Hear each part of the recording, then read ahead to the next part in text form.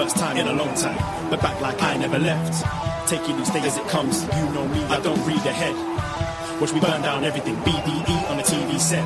When I'm in control on the road, you can never really know what's up next.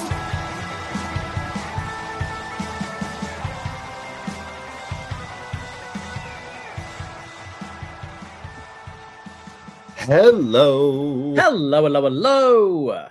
Braden Herrington here with Davie Portman for Up Next. You found us at postwrestling.com, Spotify, Apple Podcasts, whatever podcast app you're using right now. And it's 10:05 p.m., which means we are live on youtube.com/postwrestling. Hello, YouTube room. How are we doing? hello, all the postmarks out there at Post Wrestling and the Post Wrestling worldwide, the cafe, everyone all over the place. But more importantly, on Tuesday nights, hello to the NXT friends. The friends all around the world. We are here with you. We said, no matter what, we've made it through 2.0. We can make it through anything when it comes to NXT. And oh boy, the cracks begin to show. 1 week, we're in love.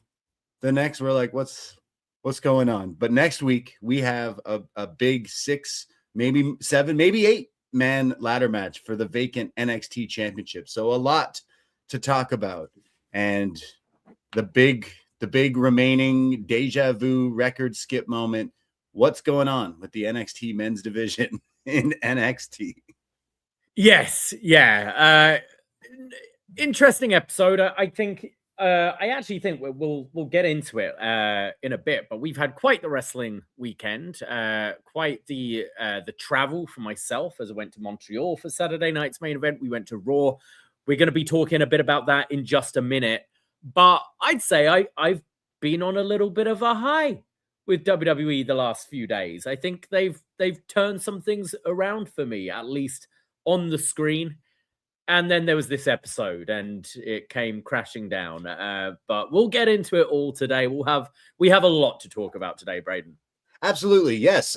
We obviously talk about NXT, but we do a whole lot more. If you're listening to us, check out Poison Rana, whether you got Instagram, Twitter, Facebook, or whatever podcast or YouTube. Search Poison Rana Pod. Check out all the other stuff. We usually go live every Sunday, which I know we will be doing this upcoming Sunday. But we didn't do a show on the weekend because you were in commute. You were on a little vacation.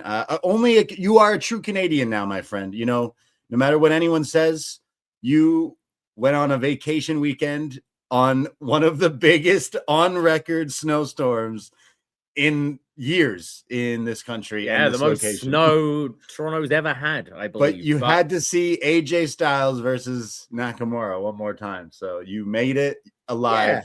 What sounded like barely. Your trip back home looked awful. Actually, I wasn't the one driving, so which was all right. But there was about half an hour where the visibility was terrible. But apart from that, I think because most people were sensible and decided to stay at home and not navigate the highways, the roads were actually pretty clear. So for us, it kind of took the same length it would normally. It only took us about 6 hours, including a little break. So it wasn't too bad. But I know the people we were driving with, once they actually dropped us off and had to get back to Scarborough, which should be the shortest part of the whole journey, that actually took them the longest because the snow here was awful. So high.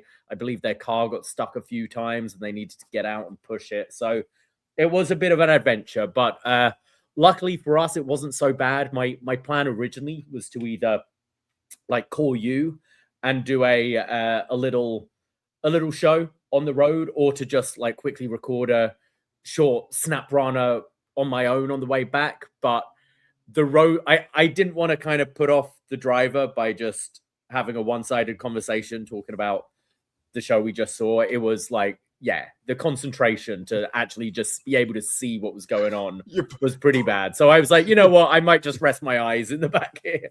Your poor friend. I know you were with our friend Trav, and it's probably him or his girlfriend driving, white knuckling this thing. Yeah. And you're like, yeah, so, you know, Jacob Fatu and Cody were brawling. It's like, we're trying not to get into any accidents. Because, yeah, like, I watched the news a lot this week where it was saying, like, all these American places, we're going to get hit with these storms. And I'm not saying it's like, oh, you guys, you call that a storm or anything. Because, like, it's warranted in places that never get these kinds of things. They don't even know what, like, parkas or toques. Yeah, I said it, toque, because this is Canada and that's what we call them. I'm not wearing one right now, but like shovels, winter jackets. Maybe they just don't know how to deal with it. But we got a lot of snow. So wherever you are, maybe you're listening to this on the beach, but wherever you are, stay warm, stay inside when you can, because there was just mountains of snow, and that happened to be the weekend of Saturday night's main event and Raw also following in Toronto. And it's like, didn't stop people from going out. And Canada, where we white knuckle it and we go, no, put the parka on, we're going out. And Canadians, it never stopped us before. So glad to see that the fans still went through. Because, like, did the storm hit Saturday in Montreal? Honestly, Montreal wasn't too bad. Like, I mean, it was really cold. Like, I'd say it was a lot colder there than it was here. Like, really, like, getting to your bones kind of cold. But there wasn't the big flurries of snow that we had here. Like, everything looked like it snowed a few days prior, and it's just, I don't think Montreal do quite as good a job at just clearing the streets. So it's a lot of that trodden in snow that's turned to ice. So you've got to be careful where you're walking. But it didn't get the dumping of snow we got here. So it was actually, you know, didn't go around exploring as much as I normally would like to do. Went away because it hurt to walk around, but still made a nice time of it. Had some nice meals. Went to Schwartz's as always on the last day. Had some Montreal bagels. Went to a nice Italian. Went to the Basilica. They did like this light show thing there, which was cool. And yeah, went to Saturday night's main event, which was I thought a really fun show. I mean, you definitely got to be happy when you saw that it was AJ Nakamura added. Like, that's a little nugget, like a little treat for, like, I'd say the hardcores, especially in a time right now. Like you did say off the top, like, hey, WWE so far in 2026 is so far. we're almost at the end of January. 4 weeks in. There's improvements. There has been like some improvements. And I'd say, like, if I know when they announced Saturday night's main event in Montreal, you were like, oh, we had a whole crew. And as it kind of got closer to, a lot of us kind of dropped out, me included, just like, it's winter in Montreal, but you still went through. And I'd say, like, that is a match that if maybe you announced time ago, maybe more people would like, oh crap, like, we got to go see that again. Maybe a bit more for the hardcores, but I thought the reaction that they got just for that match specifically, and will say probably one of my favorite, not only maybe WWE matches in a little while, but Nakamura. Basically, he showed up in this company, put on a banger, surfed for like what feels like 10 years, and then went, oh, AJ's retiring? Yeah, all right, let me put the Thriller jacket back on and put my boots on for one more match. It felt like honestly, maybe one of the better Shinsuke. I mean, you want to compare this one to their WrestleMania match. Oh my God. Well, I think that was what, 2017 was that? I think that was one of our worst matches of the year. And I think I voted that worst match of the year. I was at that match. It was in New Orleans, if I remember correctly, and I was so hyped. Like, that was the match I wanted to go see. And then it became a feud about punching each other in the balls. It was so strange. But I remember that Wrestle Kingdom match and absolutely like being blown away with it. And iconic, yeah. I thought, I mean, we might as well start. We can jump around the place, but we can start with that match. Yeah, I loved it. I think there was enough, you know, nostalgia going into it anyway, where, you know, I am going, haven't really seen much from Nakamura for quite a while. So how good is this going to be? But I think the fact that the match was happening, and we'll get into Raw shortly, but it started to make you think, hang on, is this Saturday going to be AJ's last match? The fact that they're doing this, the fact that they're going back and doing these dream matches kind of out of nowhere. And then you see the Instagram post that Nakamura posted out saying that AJ said he was going to retire at the Rumble and wanted to do this match one last time. You got the sense that Nakamura, like, really, like, I'm sure he's got his aches and pains from doing it for years, was like, let's put that all aside and just put on a banger. And it was like, the callbacks were great. Like, I think we've just come off, the highs and lows of the Cena thing, but the stuff that worked was the nostalgia, was the callbacks, and this was littered with them, from AJ's mask, from his entrance, to Nakamura even just wrestling shirtless, which he hasn't done a long time, and the bullet spot with Nakamura catching it, the running with knee, bad like camera work, of course. Yeah. With WWE. All right, well, I didn't see that, but that's right. Yeah, that's right. Yeah, true. But yeah, there were so many little callbacks. But on top of all that, it was just a really solid match as well, and I thoroughly enjoyed it. Well, I know you're a big AJ fan, Yeah. and like that definitely, I think that's just a cherry on top of like, oh, I'm going to an out of town city, Montreal being a pretty fun city, even though it's cold. There's stuff to do, good food to eat, but then the like definite cherry on top is like, oh, they've added this match, and with this, I'd say in the last few weeks, piggybacking off John Cena retiring with Gunther and AJ, it's been one of the more interesting storylines. And I say like AJ being for the hardcores, but he is still like a character that most people know if you've watched wrestling in the last 10 years, like literally 10 years, almost to the day of his debut. But like, it is crazy that like there's all this hype around it, because as soon as they announced that match, I was like, oh, I know that you'd be so happy, but maybe a little upset that you left your AJ gloves at home, because you were already en route to Montreal by the time you watched this match or heard that it was announced. But I think that match was really fun, and it makes me think of like, what is going to happen with this Royal Rumble and this whole thing. And then like jumping around, I know we said we were going to do that a lot. The Monday, they're here in Toronto with Monday Night Raw. And I definitely said last week, like, oh, I don't really have interest in going to the Raw. And I kind of was like, I don't know, need to go. It looks like it's like sold out, which is amazing and crazy for like WWE, the evil company. But I just love seeing wrestling fucking fill places and seeing that happen in our city, even during this snowstorm. And it was in the afternoon when the rumblings came out that, hey, they might just pull the trigger and do this AJ Punk match. And I instantly was like, all right, I'm coming over. We're going to figure this out. And then 7:33, you ordered us tickets, 7:50, we're in the arena.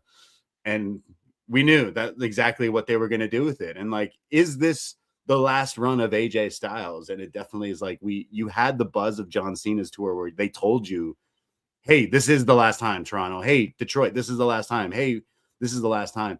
I don't know if they did that with AJ, or is this all for some sort of big ruse? Because he said WWE career in his promo. He said a bunch of things like, I want to put my tinfoil hat and say he's going to go be elite with all his friends, but maybe Gunther, with some controversy, retires AJ, and then AJ goes and wins TNA championship.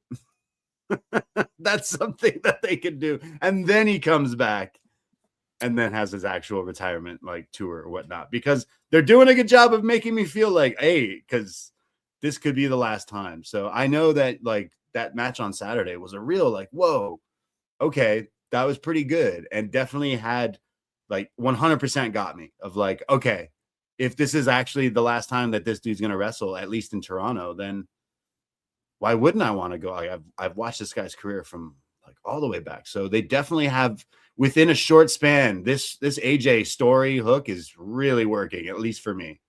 I think they've done a really good job in, like, I think when it was first announced, a week ago, like just, Raw last week, that this is going to be a career match. We were going, okay, that's puzzling booking, because Gunther just beat John Cena and should be riding that wave. But AJ said, like, this is last year. I can't imagine them ending his career on 2 weeks' notice. But then the way they've booked it has, now it's like, oh yeah, he's done. He's done on Saturday, which is, it's so interesting. And I think squeezing in this Nakamura match, squeezing in the CM Punk match, even if he is sticking around, is a great way of leading your viewers down one path. Now, as you said, there was the mention of WWE career last night. He didn't say he said Gunther is going to Gunther is attempting because he wants to end my WWE career or something along those, like the way he said it was that. And then he also said there's the locker room of there's other locker rooms of wrestlers I want to have one more match with, etc. Yeah, like there was obviously little sprinkles of things like that definitely had people like me being like, oh, okay, you're specifically saying certain things, now for a reason. I was looking up earlier today when is his contract ending, and there wasn't any definitive answers, but a lot was saying it's ending February 2006, which now makes me more on board with what you're saying. Could he be going elsewhere? Could this be the end of his, I think he's someone who has so much respect from his colleagues, and if he were to go, look, my contract ends in February, I want to do a big last WWE match. I would like to do whether it's a Leon Slater match in TNA, and then possibly a Kenny match, an Ospreay match, and then I'll come back and be in Hall of Fame next year. Would that be something they'd allow him to do? I think so. Like other people maybe not, but I feel AJ maybe. But as I said, I think they did a great job yesterday in having us as fans have all those questions going through our heads. That's exactly it. I would say a big issue of 2025 WWE was the creative, and you could hear us bitch and moan, I'm sure, and many other people, fans and podcasts and stuff like this. The creative was lousy, and somehow this story in such a short span of time has hooked me as a fan of oh, well, wait a second, is this actually, because these wrestlers we grow up watching, they get old and then they do retire. So hey, it would be nice to kind of know if this is the last hurrah or the last rodeo for some of these dudes. And AJ, like you said, is a respect, fans worldwide love this guy. So it's is this Royal Rumble the actual thing? And then you see that now deleted Shinsuke little diary note there of hey, AJ told me it's the Rumble. So I don't know. Yesterday I was really hyped to just be watching not only the last Gunther match and then having the hype up for this story and then Shinsuke and then always fun watching with your friends and sitting with you and watching Raw. And we were oh, they're totally doing this match. As soon as the show started, AJ came out. We were we watched this show long enough. This is what's going to happen. And it does make you think, because let me put that tinfoil hat back on. I was banging on about this a year ago, and everyone, including many of our listeners, were let it go, bro. Let it go. Even people yesterday who we were talking to, let it go, bro. And now I literally did. I literally it can't happen. This guy is a lifer. And then now this is happening. So I still don't think it is, but damn, do I want to see AJ versus Kenny, AJ at Wembley, AJ Ospreay, Takeshita, Fletcher. There is so many. AJ, your body's not done yet. You can still do this. You can still do that. Both the Nakamura match and the Punk match, I think, proved he's got a lot left. Left in the tank. Yeah. He has been someone that we followed, and I feel he's got more, and I do want to see him go elsewhere and do that. I still will believe it when I see it, but I've been saying it for a long time of how refreshing would that be? How many up and coming wrestlers idolize this guy and would love to do that one big match? AEW could definitely capitalize on doing just a few matches with AJ. That would be crazy, but I believe it when I see it. A TNA run is probably more in that area, but then I watched that first show on AMC. He came out and said nothing, didn't look too thrilled to really be there. So I'm not sure, but yeah, this story of AJ Gunther, and not even the story, but the match on Saturday should be awesome. So they really got me with this story and this hook of AJ Styles and everything. So we got to do a best match ever, AJ. Oh, absolutely.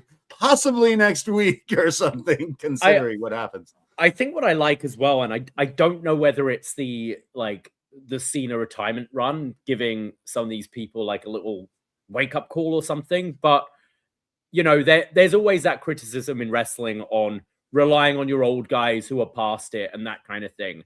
And I think what we've seen from these last two AJ matches, and I'd say the last two Punk matches as well, is they still feel like they have something to prove. Like, I thought the Finn and Punk match, we didn't really have a chance to talk about it, but Finn versus Punk last week on Raw, I thought was pretty great. And I thought the same with the I haven't watched the AJ match back on TV, but in person, I thoroughly enjoyed the match last night. And I feel there's something where these people know they're winding down and they don't want to be these performers just coasting and riding their fame. And they want to be like, hey, we need to prove that we deserve to be in these main event spots while we've got these young kids trying to come up. And I've been thoroughly enjoying it. I'm even, you know, they've got me somewhat interested in Finn Balor again these last 2 weeks. Yeah. Just it's amazing how, like, just a little bit of good creative and a little bit of something different can like excite you again. And I think the stuff throughout the night of, you know, Finn seemingly being a babyface again with his respect for Punk, and then it kind of turning with Judgment Day calling him out on that and getting his edge back, and Adam Pearce being, the Rumble's full now, to cause him his breaking point. And it's reinvigorated Finn, who seems to have been floating as well for a long time. I think he was someone that last week was like, I need to prove that I can still go at this level. Yeah, I like the match. Like, Punk for me, his WWE run not necessarily hitting. Like, I definitely preferred I watched the Punk match back just before NXT today. I was like, let me watch it. And I preferred the Nakamura match, but like, this was the first time one-on-one in WWE, and it's on a Monday Night Raw in a packed, like I said, sold out. Like, that place was absolutely packed to the rafters. People were standing room. And again, there was a snowstorm outside. If you follow the wrestlers on any social media, it looked like all the roster from WWE were on Planet Hoth with their posts from the West, and being like, look at Canada. It's like, man, you guys should just book shows in the summer, because you're not really seeing how great this city can be. As we joke all the time, they always come here in winter. It's bizarre. Like, why are you coming here when there's snowstorms? But it didn't stop people. Like, people were really there for these characters. So like I said, like, as big as WWE has gotten in the last while, it is cool to see. Like, I've been at Raws where it's not been like that, like in the past, right? Like, I mean, I've got to take my words back from the another week, because I have been down on WWE. As I said, 2026 hasn't been bad so far, but I said I think they're still riding that wave from WrestleMania 40, but it's starting to dwindle. And man, I'm like seeing that crowd yesterday, who I think was even hotter than the Montreal crowd from being in it. Like, it just felt packed and so rowdy, so loud. And yeah, the product's still really hot. Like, despite what we may have been saying it for the last year, it's still incredibly popular. And yeah, like, you couldn't really, you know, the only seats I could see available were like, we were sat like pretty much back row behind the stage, and that was pretty much all that was left. Everywhere was full. Seats. Yeah, everywhere was full. You had people like losing it, and it's definitely back in the zeitgeist of pop culture of like WWE and wrestling and everything. Like, the whole MLSE thing they got here with the venue, the Scotiabank. They're doing like Raptors WWE night in a few nights next week. Like, they're doing a lot. Like, it's just everywhere. Wrestling is everywhere. They have OVO WWE collab, Weekend like WWE collab. Like, there's WWE everything is basically, like, I'm seeing it literally everywhere, more than I've ever seen it before. And I think in general, when that gets more popular, wrestling in general gets more popular, like all your independents and everything. So it was really great to see. You know, I have been down, especially in 2025, with a lot of stuff. And there may be some things I was head scratching or asking you questions at Raw last night, like, Davie, how long has Grayson Waller been in the New Day? Or why does the Creeds, who have not wrestled for, at least I know that, have not wrestled for a long time. It's like, they come out to Kurt Angle's theme, but it's a remix. But then you asked me questions too, because you got a little upset at me because you said, Braden, why aren't you yeeting with me, as Jey Uso made his way through the Scotiabank? But you were yeeting, as then you said, there goes my least favorite wrestler. Yeah, I'm like, then put your hands down. John and Way are too nice. They got rid of worst wrestler of the year, but mine would have been Jey Uso. And quite like a lot of my votes, it's not necessarily, of course, there are worse wrestlers in the world than Jey Uso, but I normally think like most disappointing. You know, how many main event opportunities did main event Jey Uso have in 2025, and how many shit the bed? The guy's name is Main Event, and he didn't main event WrestleMania. That tells you that. Doesn't mean I still don't want to yeet, you know, with my people. So that was funny. I'm trying to think of other questions I have about Raw or other things that. Javon Evans with his Boston hat and got booed, and he was kind of like, "Yo, why are they booing me?" I think this was like the Netflix Canada exclusive thing because we hear it live in the arena. Yeah. And he got booed, and he had like a little like look on his face, like, "Why are they booing me?" And right away, like all of our friends were all texting each other, like, "He's wearing Boston in Toronto. That's definitely a no-no." Even though it was the Red Sox, just Boston, anything. Yeah, we're pretty sour on that. Like, he might as well showed up with a Montreal jersey, essentially. But later in the night, when he did that weird segment with AJ, he clearly learned, or someone told him, because he completely switched hats. It's a completely different hat. So he learned. He's young though. He's young, so he'll learn about sports. I reckon someone did it as a rib, being like, "Oh no, they'll love that there." Yeah. Yeah, they love Boston. Yeah. At least AJ, he never, he shows up because he had the Blue Jays gear. Yep. For his match. That looked real fresh. The phenomenal Blue Jays looked good with that. But I like that match. There was watching it back. There was so many callbacks. Like Punk doing Samoa Joe's moves, AJ doing a bunch of hits. They did like a bunch of, if you've watched their Ring of Honor stuff, like the Shining Wizard spot, a lot of the old school stuff. They were calling back to it, and it was cool. But then it made me be like, man, I like when we get this kind of stuff from AJ. So all of a sudden they've really got me invested with that. But I thought that was, I got to see an Ushi-Giroshi on Raw. I was happy. Yeah. You know what I mean? So, and the Pepsi twist. He brought that one back. Yeah. So that was cool too. So I'm pleased we went. I'm really pleased we went in the end. I thought it was a really fun Raw to go to. On that match alone, I was happy to be there. And the crowd was really hot. It was really infectious. I thought just some other things on Saturday night's main event. And I haven't watched this back on TV. So I have heard that, some of the matches had commercial breaks in and some of the entrances were missed. Right. But I think one of the main criticisms that a lot of people have had is the pacing of these WWE shows because of commercials and that kind of thing. At least from in the arena, I thought was one of the best paced shows I've been to for a while. And I kind of think it offered a bit of everything. Like the Jacob Fatu Cody brawl at the beginning. I'm sure there were some people disappointed, like, "Oh man, I wanted that match." But I thought the brawl was really fun, and to like be there in the arena with them brawling everywhere, and some of the spots they did, the table spot with Drew at the end.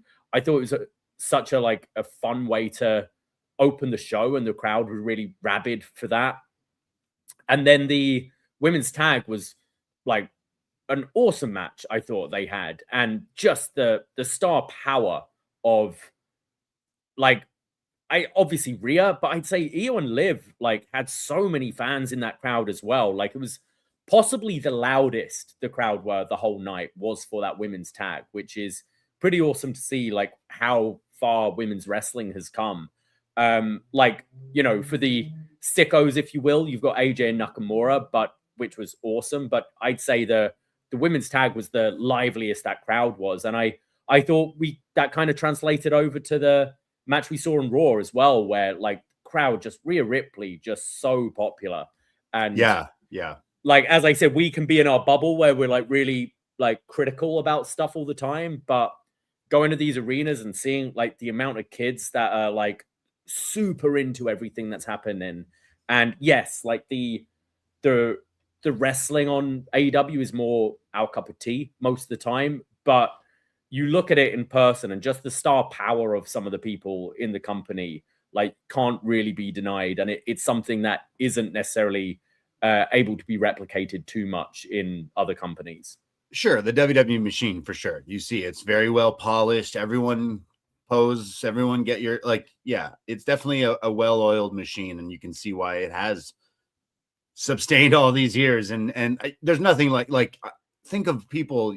We talk to certain fans or listeners, and I'm sure someone listening who you watch this stuff for years and years, and you remember like this is this weird like TV show we watch, but you can also sort of sometimes be part of it by going and watching it live.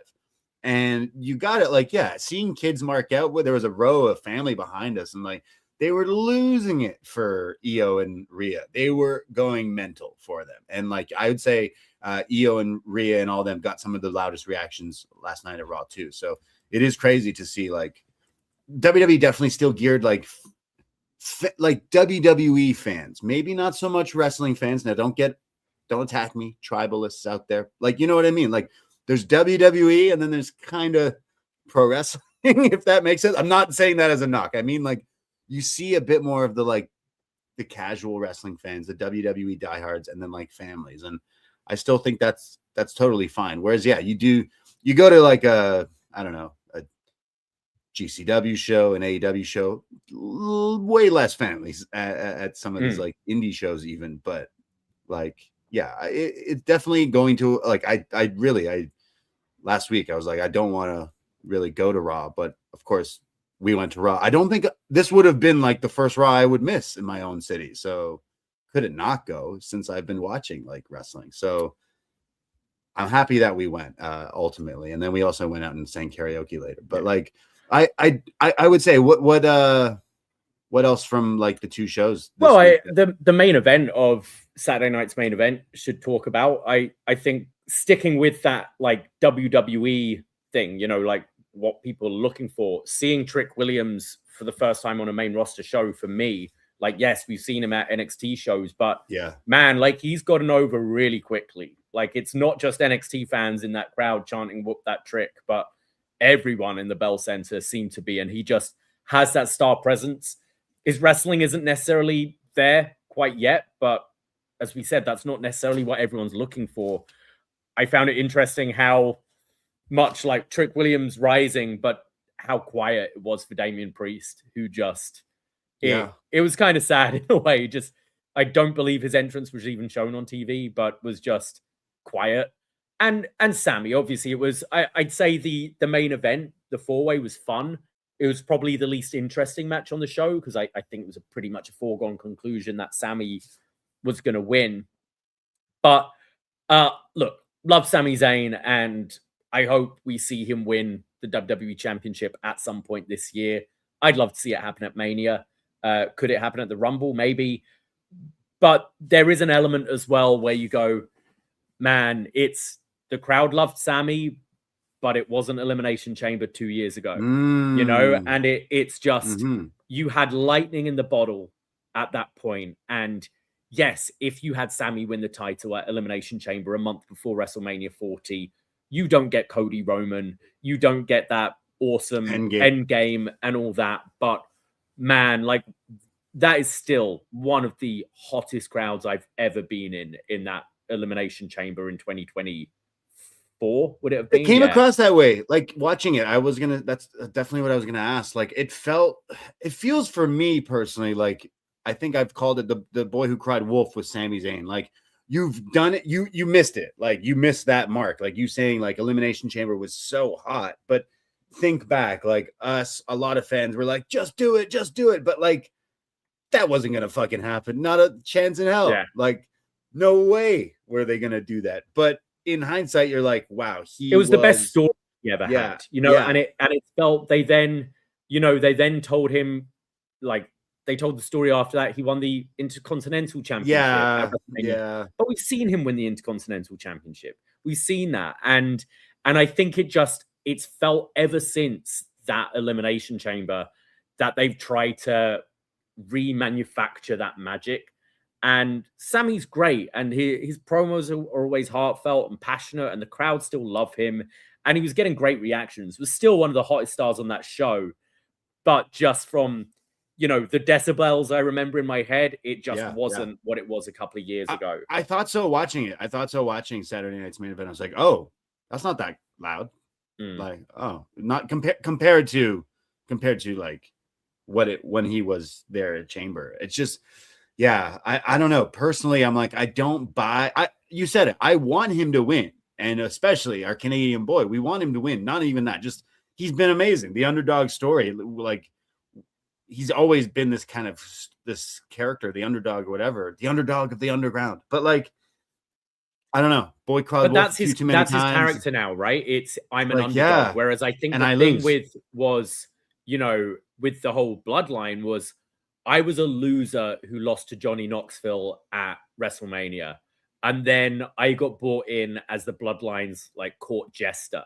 And I was doing everything to keep them happening. I was cheating to help Roman win. I was doing everything, and I still got mocked and bullied and ridiculed and all of that.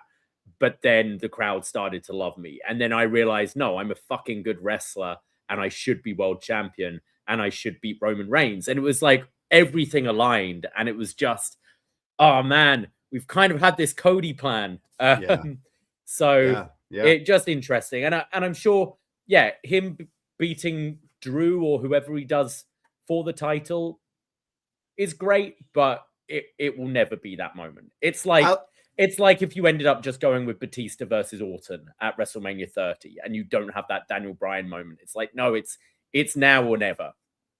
Yeah, I feel like we will get it. Like I want him to. I think Drew is fucking hilarious as this bad guy. Like his social media game. What was he tweet when they posted like Sammy won and that he's like, great, I'm going to the Royal Rumble. Fucking Drew quotes it and posts the Hulk Hogan, like, not gonna work for me, brother, like TNA posing thing. I was like, oh my God, this guy's hilarious. I want Sammy to be WWE champion. It has to happen before he ends his career. 100%. Is it time for that at the Royal Rumble? I don't think so. And I think maybe a lot of fans are like, also, I'm sure the crowd will be so loud for him that, and I know when we're watching this on Saturday afternoon, we'll be like, wow, I hope he wins. We got to be behind him. But I don't necessarily see that happen. However, you were saying a few weeks ago that he should lose and then enter the Rumble, even though I heard it's full. But they should put him in the Rumble and then he should win it. But then what the hell's that WrestleMania match? A rematch? Like maybe you wait for WrestleMania next year in Saudi with the crowd like. If it's Boy Who Cried Wolf now, what is it? Yeah. Oh, it will be. You know? Exactly. Like, like it will be. Absolutely. Shall we talk about some Royal Rumble predictions and maybe go through the card? Because it's weird. I think the Royal Rumble is one of those events that obviously it's like WrestleMania. It sells itself. And I think this year more than any year has had such a lack of build. Like the build has, we've had a few people just declare themselves, but in a way it does make it very open. Like I think the men's especially, there are just so many different ways you can go. Shall we start with the men's Rumble? Yeah, like I feel like out of like the last few weeks, there hasn't necessarily been a build for the Rumble like in some of the past years. If you go back, there has been so many years where they don't necessarily build. They just go, it's the Royal Rumble.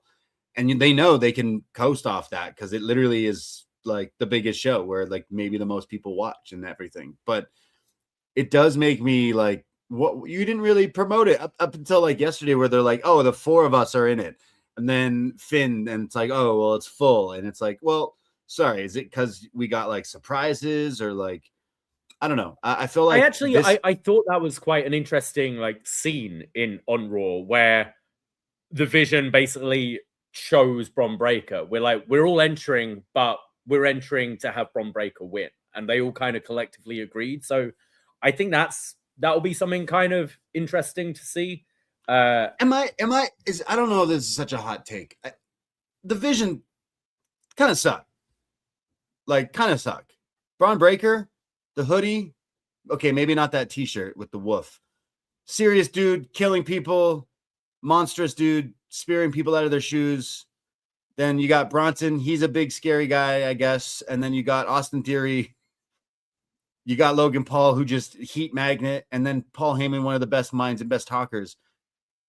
They just look so. I don't know what it is. What is this group? What is the?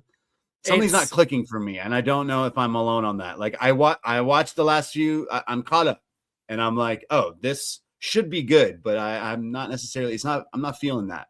They really trying with this. Some things. I mean, there's the Austin Theory element to it, which I think is like, maybe. I assume, like, I think he's working with Seth. I think that feels pretty clear, but it's also, we've seen them try with this guy so many times, so people don't care. Some things about presentation as well. Bronson Reed still wearing his Tribal Thief t-shirt, which is a t-shirt from a feud he had with Roman Reigns like 6 months ago.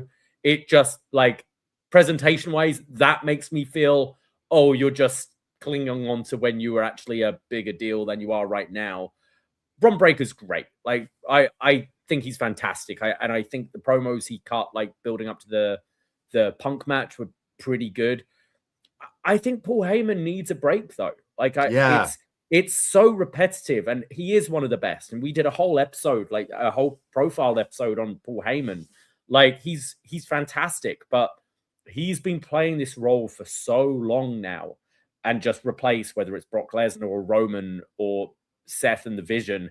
And I don't think it's needed anymore. And I almost think it would be better if you said Logan Paul's this heat magnet, even if he's kind of the voice for these guys. And then you have Bron Breakker saying something like angry and mean.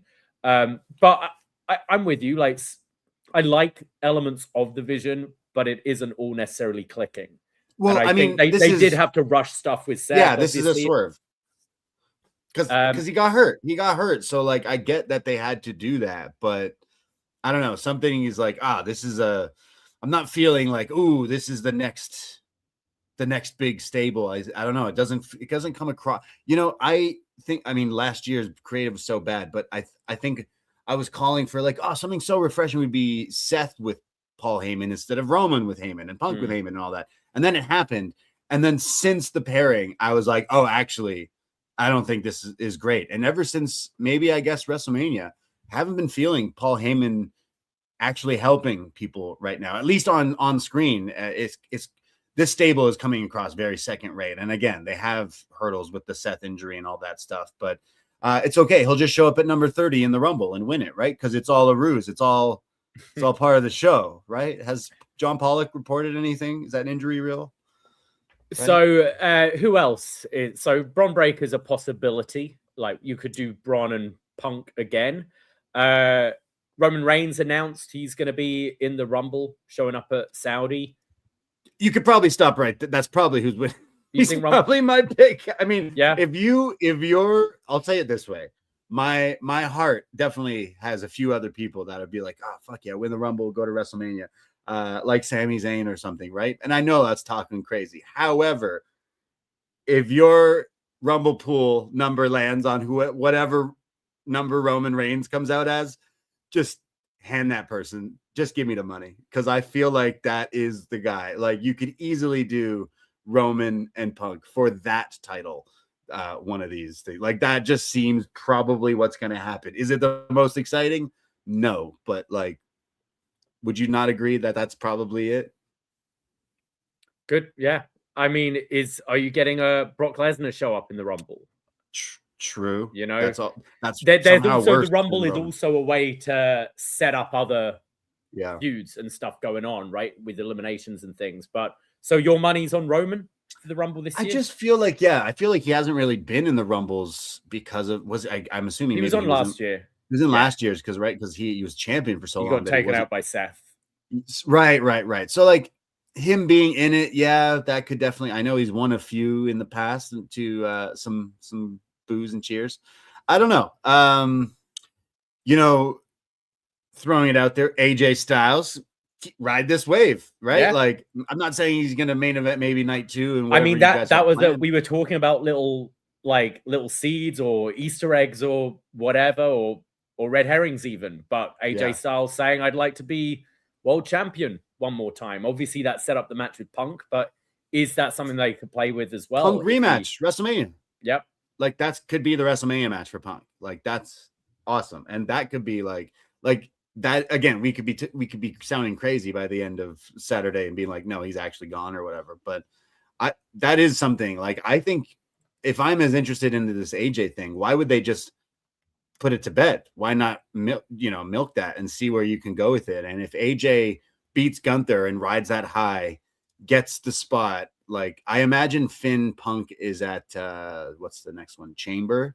But I don't know. Is it sound crazy? I'm sure someone's giggling at us, teasing the fact of, oh, AJ could win the Rumble. But that would be fresh. That would be like a bit more exciting than just maybe going towards Roman for Roman Punk at Mania. But I don't know.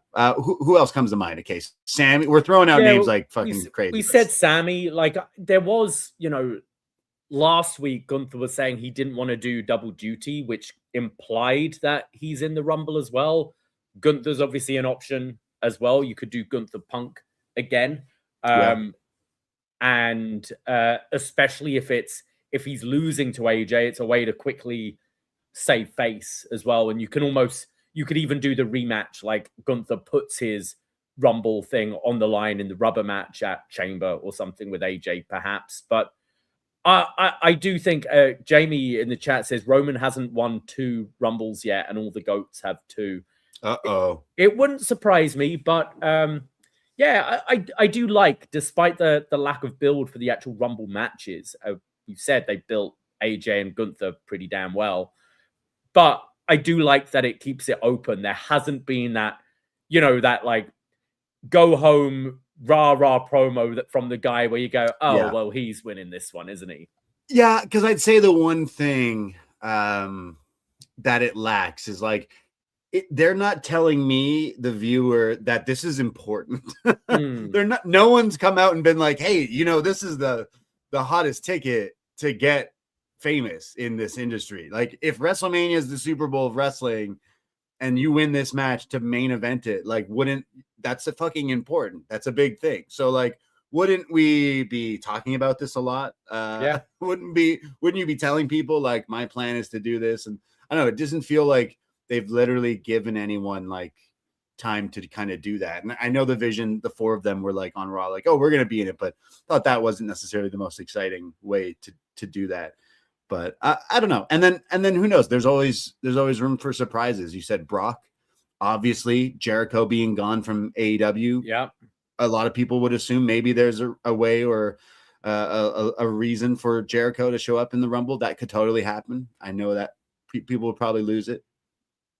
I feel like they get a big pop if that's the case. Whether it's Judas or Break the Walls Down, we'll see. Put money on that in your Rumble pool. Is it Judas or will it be Break the Walls Down? Because that definitely will. I'd like to see Judas do the countdown into Judas. Right? Yeah, that'd be all right. What about from the women's side? True.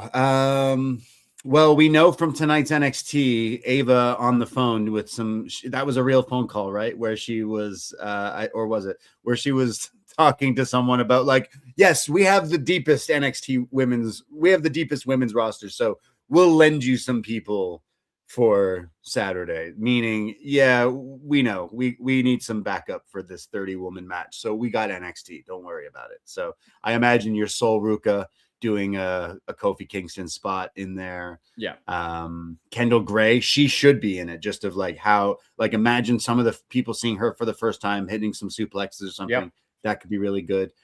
Is there people? I do think people were posting that it looked like there's lots of fake shit out there, obviously, but it did look like, from what I look like, of the only one that could be legit was Tatum Paxley's face on one of the things. So that could be maybe a sign of telling you that she's going to be in the Rumble as well. But yeah, where are you at with the women's Rumble? Yeah, Jamie in the chat took the words out my mouth. It's Liv or Bianca for me. I think a returning Bianca to face Jade at Mania makes a whole lot of sense. But also, I do see Raquel taking this title off of Stephanie Vaquer. And I think I like Stephanie Vaquer, great wrestler, hasn't necessarily fully connected apart from that Devil's Kiss move.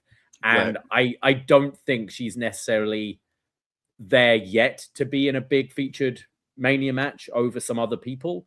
I think she can down the line. We saw it with Io. It didn't happen right away. Like, it took time to like really get to that star level.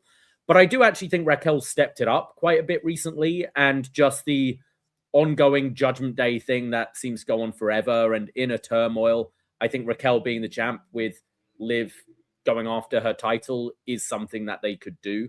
They would be my two options. I don't necessarily see any others that are like glaringly obvious to me right now. Yeah, like Jade Bianca, that's a big match. I would love to see Bianca come back. I feel like she's definitely been a big character that's been missed. But like Io and Rhea, they seem to be busy with the tag title, and that's kind of okay. Like, give them a break maybe from this women's world title picture there. And I'm not sure, but Liv definitely has become one of the bigger stars. Like for me, maybe not, the wrestling doesn't connect at some of the levels of the other women, but I think she's one of the biggest stars in the company, men or women. So like, yeah, why not put her? So I'd say those are two definite. Again, if you're doing a Rumble pool and you get Liv or Bianca, I think you're going to be all right with those two picks. But is there anyone you want to see show up in the Rumble that maybe, like I said, NXT, but like a Trish or Lita? Or I mean, we've seen Trish and Lita so many times. I don't think that's necessarily special. I always think of just the random ones. Like, I was quite happy to see Ivory and her Right to Censor gimmick a few years ago, just because it's a silly, funny character to throw out there. But I feel we've done most of the surprise women, and I think now we've seen less of the surprises over the last few years, and especially with that NXT roster, I don't really see much like novelty acts returning. Well, you could do like TNA, like you could get who do we have in TNA? We've taken Jordan Grace. That would be definitely the one we've seen in the past, right? But Ash by Elegance could have the Iconics return. Iconics in this, right? That's someone they could bring back. Well, it's just funny you say TNA. Like Molly, sorry, not Molly Holly. She's she could come out the superhero maybe. But Ivory could come out. Is Right to Censor being in Saudi? Is that like is that allowed? Yeah. I can't think of any other like surprises, but NXT definitely. I think we're gonna see, like, they literally told us tonight, like, hey, watch for NXT talent to be in the Rumble. But I mean, Zaria, Sol Ruka is already in Saudi. I assume that's why she wasn't on NXT tonight. Right. But yeah, I'm excited. The Rumble is always fun. It's always exciting. It's I definitely think the two singles matches have been built way better than these Rumble matches, but I kind of like it that we don't know it. A direction's not clear at the moment where we're going to WrestleMania, and obviously once Rumble's over, you start to have a little idea of certain things, whether that be the actual winners or just moments that happen throughout the match to set up stuff. I'm really excited for Gunther AJ. Like, after watching AJ this week put on some fun matches, like I'm hyped. They got me hooked, especially Gunther. Like, he's had a weird year, but really like a good year, becoming just a superstar in the world of WWE. What's your heart saying? What's your head saying? What's your heart saying? Yeah, my head's saying Roman Reigns for some reason. Oh, I mean for Gunther AJ. Oh, still Roman. I just need AJ Styles versus Kenny Omega. Just fucking book that match, and I don't care how we get there. So AJ and Wembley, let's go. And I know how stupid that sounds, but or AJ wins the fucking Rumble. That's complete different things. But that again, they got me hooked for this storyline, and I think some of the best stuff AJ, like, since that John Cena match, his stock went way up. So yeah, my head says Roman, but my heart says Braun Break. I don't know. Sami Zayn. Fuck it, I guess. What about you? I think AJ's losing.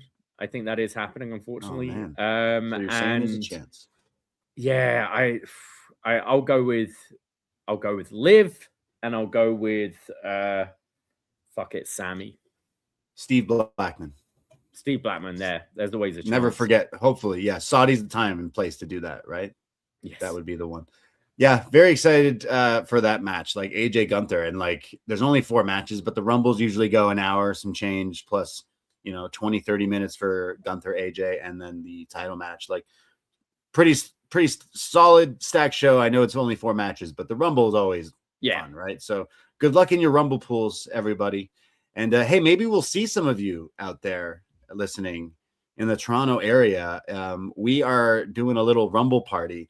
If you didn't get a ticket, you can't come anymore. I'm sorry, because capacity and stuff. But we're very excited. We will be hanging out with all the friends in our little Poison Rana Toronto wrestling community, and very excited. We got the drink specials. Davie cooked up some more stuff. The Poison Rana's on tap. We got some Royal Rumble shots on deck where you don't know what you're getting when you pick the shot, and so much more. So definitely excited to hang out and watch wrestling with a giant, like this is a new venue for us. This is a big place. So lots of people watching the Rumble, getting together. We're going to attempt Rumble pools. We got some cool prizes. This is always a fun time for wrestling fans, I think, like the Rumble and stuff. So get in there at your Rumble pools and have fun. But we will be doing a show this Sunday, 2 p.m. where we talk all about the Rumble. So search Poison Rana. We'll be live on our YouTube and everything. I know we've gone long, but we haven't necessarily caught up in a week or so with other wrestling. And again, with the Rumble coming up and you going to Saturday night's main event and Raw here and everything. But so I'm sure someone is very mad or just skipped everything we just said. Just they had to know what happened with Nikkita Lyons. Well, that's why we have timestamps. But yeah, before we get into it, yes, just a few plugs. As you mentioned, we will be going live at 2 p.m. this Sunday, talking mainly about the Royal Rumble and all of that. But we'll put some time towards Dynamite this week as well. I love Dynamite last week with Kenny Omega basically saying, "Hey, I'm back again," and that's a little bit of Boy Cried Wolf for me too. And then had an amazing match, and then basically is like, "Yeah, I'm going for the title." So there's a whole other story. I'm very interested in that. Bandito MJF was awesome. We're going to talk about all that and then everything that happens this week on Dynamite and all the other wrestling and stuff. But think about it. Sunday at 2 p.m., Davie, we could either be talking about AJ Rumble winner or AJ going to All Elite with his friends. It's going to be a very interesting show on Sunday. So tune in as we talk all about it. If you missed the live show, follow us in your Spotify, Apple Podcasts, Poison Rana Pod. It will be up audio version right afterwards. But the shows don't stop. If you're in AJ Styles era like we are right now, then maybe you should go on over to patreon.com/poisonrana, because tomorrow we will be reviewing the 10-year anniversary of the Royal Rumble from 2016. That's right. The debut of AJ Styles, or the camera staying on Roman Reigns, depending on how you watch that show. But I was in attendance for the show 10 years ago. Very excited to watch this back and talk about it. So we will be recording this for the patrons out there tomorrow. So get your feedback in. Very excited. This actually ties in nicely with a review we did on Post Wrestling just last year, where we talked about WrestleMania 32 with John in Dallas. And this is the setup to that show. This is Roman Reigns defending the WWE Championship in the Royal Rumble match. But we also have Dean Ambrose versus Kevin Owens in a last man standing match. We have the New Day versus the Usos once again, and much, much more. So we'll be talking all about this. But yeah, a lot of focus on the debut of AJ Styles. I see Jake in the chat saying cardboard heads at Rumble 2016. If you go and watch AJ Styles' debut or any of the videos that they put up this week on their social media that show like his whole career highlight, AJ debuts. And I remember at the time, the Law, Live Audio Wrestling, we had a listener. Shout out Bill, wherever you are. If you're listening still out there all these years, Bill, because you hooked me up with NXT tickets that same week in Orlando. So bless Bill. I know you're still out there. Bill made giant cardboard heads of John and Way, and then had a sign that says, "Listen to the Law" up next after the show. So in all these videos of AJ's debut, you just see this sign that says, "Listen to the Law." And it was pretty funny and pretty cute, but very excited to talk about this show. That'll be on the Patreon. We do a series called What's Next. If you're a serious NXT head like us, We go back and review all the old NXT. We're in 2014 currently, so we're talking all about Sami Zayn as the underdog chasing the title. See how things never change. Plus French superstars, the four horsewomen wrestle in a tag match. Like things were crazy in 2004 NXT. So you get those shows plus all the other movie reviews, best match ever, part 1 and 2, and so much more. It is literally $5 for a whole month's access. Oh yeah, Ready Player One. We did. I forgot about this review. That was pretty fun. Mecha Godzilla. That was awesome. So yeah, we're all over the place on the Patreon, but there's a little bit of everything for everyone, whether it's the retro wrestling reviews and all that stuff. But check it out. It is $5. We are 2 independent podcasters. You want to buy us a beer, buy us around, buy yourself hundreds of podcasts. Patreon.com/PoisonRana. Thank you for listening to my TED Talk. Appreciate it. Well, I think that's enough chit chatter. Let's give the people what they're really here to listen about, and that Nikkita Lyons. Nikkita Lyons' big return in ring on NXT. Ooh, oh man, I love to do this to you, but instead of talking about NXT for 2 seconds, there's a story that I think we forgot about. We need to talk about, especially on this show. So I know, I'm sorry, someone's groaning like, "Oh, you get to NXT, guys. It's an hour in." But we've been doing the show. We've been covering NXT on Post Wrestling for going on 7 years, 8 years, something like that, come WrestleMania season. And someone we've talked about in the early years when NXT was really hot was the Psycho Killer, Tommaso Ciampa, who is gone from WWE. So shout out the Black Card, but very interesting. I don't know what's to come, but he's got a Pro Wrestling Tees t-shirt store up. So that tells me all I want to know. So maybe Ciampa is all elite, and maybe we'll see him fight AJ Styles next year. Yeah, it's odd. Like I don't really see what the options are. I don't see him necessarily, leaving to go to TNA. I don't think that would be an option for him. I think he's too old. Just his family situation to really be doing the independent circuit. So yeah, I really and same with going to Japan. Like I just don't see him doing that with his family because he seems like such a family man. Like AEW seems like the option, I think, which their roster's incredibly bloated. I don't know where a Ciampa fits in. It would be cool to see him against certain people. Ring of Honor. Yeah. I mean, I see them using him, and I think Tony Khan especially has a respect for that. He was clearly a black and gold NXT fan, right? Oh, and man, I probably think, bigger mark than us. Yeah, and I'm pretty sure he'd like another shiny toy in his collection. But yeah, I see that really being as the option, unless he's wanting to just take a step back from wrestling. I don't know, but my gut is saying AEW for Ciampa. All the power to this guy. I mean, you know what? We talked about him a lot, obviously, through the Black and Gold era, and him, Johnny Gargano, that whole feud, was awesome. That whole era of NXT was great, and he was definitely a key player of that. His theme song was just people booing him, okay? Mm-hmm. Years before people did it for Dom.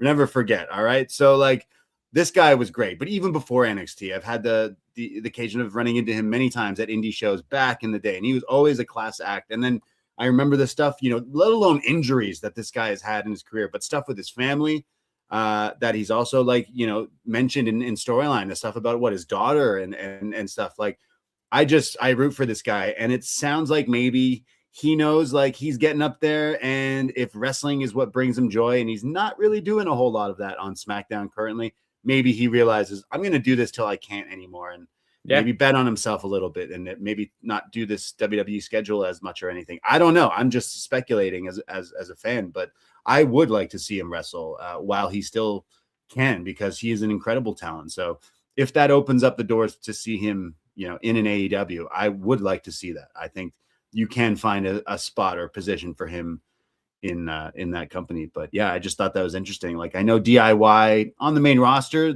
think in 2025 we had those ladder matches, TLC and stuff, but I could see why he's maybe frustrated.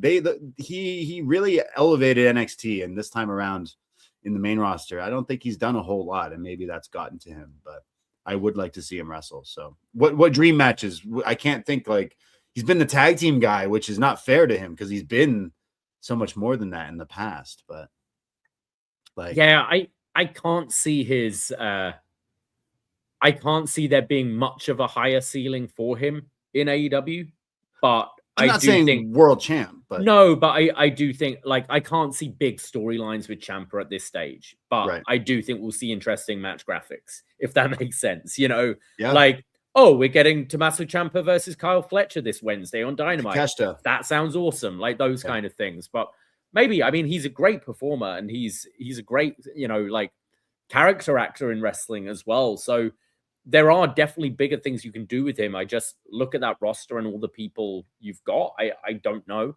But yeah, you definitely see some cool matchups. Well, we shall see what happens with Ciampa, but maybe we'll be seeing him sooner rather than later. But yeah, once you start a PW t-shirt store, I'm like, all right, maybe that means you're still in this. I mean, you could sell shirts and not wrestle, but like, you know, I'm kind of like, oh, we did. yeah. We did. Yeah, we did. We don't have a PWT anymore. We don't have a Chop Tees either. We definitely mentioned that. Pour one out for Chop Tees. But yeah, interesting to see Ciampa, see where he goes. And in the world of wrestling, there's so much out there. I mean, there is New Japan, there is other places. They could use some bigger names over there, but I don't know if necessarily he'd be the one to go. But yeah, anyways, thought I'd bring that up because we used to love Ciampa over here on upNXT. So well, now shall we get into some NXT? Well, actually, no. No. Join us this Sunday for anything else we want to talk about. But yes, let's talk about NXT from January 27th, 2026. We start the show with Ricky Saints joining the commentary desk, as this tonight is going to be filled with qualifying matches for next week's NXT Championship ladder match. And the opening match of the night is Joe Hendry versus Jackson Drake. And Joe Hendry's music hits, but he doesn't appear. And we go backstage and we see he's been laid out. And wouldn't you know it, the Vanity Project are stood above him holding a steel chair. And Ava comes in and she's furious because she's going to have to move around some matches now on this show to make it work. And we also hear that Tony D'Angelo has entered the building. We see him appearing. And Vanity Project, even though they're holding a steel chair and stood over Joe Hendry's body, they're like, we just found him like this. And we found this chair. We know nothing. We didn't do it. So once again, Joe Hendry taken out. I find these guys funny. Oh, yeah. Like, they do seem like, okay, me and you are millennials, but the Gen Zer, like, I'm not knocking you Gen Zers out there if you are listening, but like the annoying Gen Zers, and they're so far like pretty funny because they're beating that trope. Like, it's a weird play on that wrestling trope of like the guy attacked backstage. They're literally standing there and then she's like catches them and they're like, no, you're wrong. Like, it's is this gaslighting? I think this is gaslighting. Yeah. You know what I found funny though is, like, we had that no DQ match with him and Dion Lennox the other week where Joe Hendry got hit by like 3 finishing moves, got put through 2 tables, gets lit up with a kendo stick, and now he just got these 3 kids with a steel chair and he's potentially out of the ladder match for next week. His career could be over. Yeah, like Matt Damon Jr. beat him up so bad that he can't get up from just one chair. Also, you know, I guess I'll get it out of the way, but I think the gimmick of Ava is literally what I've been complaining about now. She can't do her job. I think this will lead to something because she's in over her head, you know, like the gimmick is she is. Yeah, the gimmick is like, oh, we have to. She's calling someone like, we need to switch things around and this and that. Like, the gimmick is she can't do this. So we'll see. We need a heel turn, I guess, or something. But yeah, they're like, they're in on like, hey, look how like she can't do this job essentially. But yeah, I thought it was funny that they started beating up on poor Joe Hendry, but don't worry, we'll see him later. So we go to our new first match of the night, which is DarkState versus OTM for the NXT Tag Team Championship. Now, like, kayfabe wise, I feel for these guys. they're preparing for a match, a championship match later in the show. We have a match on this show with 0 consequences. You know, it's just Jaida Parker versus Nikkita Lyons in a singles match. It's not qualifying for anything. It's not for a title. Kayfabe-wise, wouldn't you start with that match rather than be like her job? Rather than be like, sorry, you're defending those titles now. You're challenging for those titles, right? So you're saying even you could be a better NXT general manager? Is that what you're saying? I think that's what you're saying. Of course I'd be. You've seen my organizational skills. I know I have. But I also know that like anyone who's played SmackDown versus Raw, whatever GM mode you used to be able to do, could do better than this. Like, why would you, kayfabe wise, why would you put the title match? I think Vic and Booker are talking about it at the beginning, like, oh, like we're going to this title match right away when we didn't think about it. And Booker T right then slips in like, well, you know, some guys get let go around here. It's like, wait, what are you talking about, Booker? No, a guy got taken out backstage. I don't think. Anyway, Booker's just saying that now, like he did last week. But yeah, no Josh Briggs here though this time. So we go to DarkState versus OTM. OTM hit a double hip toss, and we see backstage that Hank and Tank are watching on. Saquon Sugars gets Lucian Price in a wrist lock, and Price roars at him, and Sugars looks kind of scared. Sugars definitely comes across like, if these guys are the Shield, he's like the Dean Ambrose of the group. He's the scrappy one, and even Booker here is like, he's the wild card of the group. He's the crazy one. Yeah, like he's the good one. Like he seems to do the best wrestling. He seems to have the best like ring awareness, promo skill. I'd say he is like the one guy in the DarkState that I don't necessarily dislike, if that makes sense. But and same with Lucian Price. I know you're saying he's roaring and stuff, but I think he was looking he improved in this match for some of the stuff he was doing.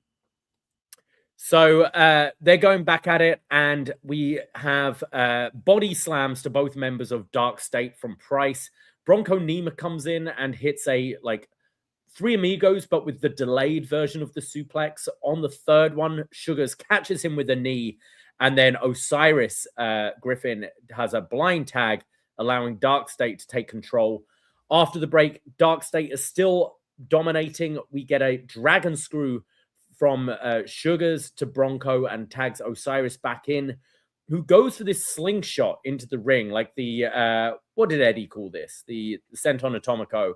Yeah. But Bronco moves out of the way and then dumps Sugars to the floor. And then Bronco and Osiris, the 2 bigger men, are in the ring. They run into a crossbody to each other.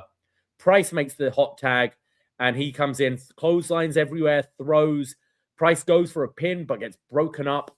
And this is where we see Hank and Tank still watching the match backstage when Vanity Project sneak past them to make their way to the ring. So Hank and Tank go after them. Price and Sugars are left in the ring when the Vanity Project run out, which causes a distraction, and Sugars rolls them up and does the dirty pin with the feet on the ropes to beat OTM and retain the championship. And after the match, Hank and Tank are brawling with the Vanity Project. Chase, you run out there, and the culling lay everyone out. But yes, what did we think of this opening match? Well, if you think the NXT men's division needs work, let me introduce you to the NXT tag team division here on Tuesday nights, because oh boy, if I'm saying that the Gen Z millennials are maybe the only viable tag team, they just joined this show last week. We might have a problem with this tag team division. Stinks. Like this match, okay, nothing that great. I will say Sugars is the more impressive one when I do watch DarkState. I think it is such a copy pasta of the Shield, and they don't even know what they're doing, and they'll try with Dion Lennox and stuff. But I do think the comparison of Dean Ambrose, it's a name I haven't said in a long time, but like I can see that because he's like more of the wily one. He's cutting the weird promos and stuff. Like I do think he's the one I like from this group, and he did like the jumping neck breakers and stuff. But I did think Lucian Price, like I said, out of the two of those two, I know you're not the biggest OTM fan, I'd say he's the one that maybe shows promise that like if they weren't in a tag team, maybe he could do something on his own, but wasn't necessarily a hot match here on NXT. Maybe when you compare it to some of the other stuff we got on the show, maybe on the higher end, but not really anything to write home about. I think like a lot of the matches on this show, and it is the men's division, there are guys there who are fine wrestlers. They're like, their wrestling isn't terrible, but I just don't see anyone with that star power. And I'm not saying they're a megastar yet, but it's that like thing where you can see something catching on and growing.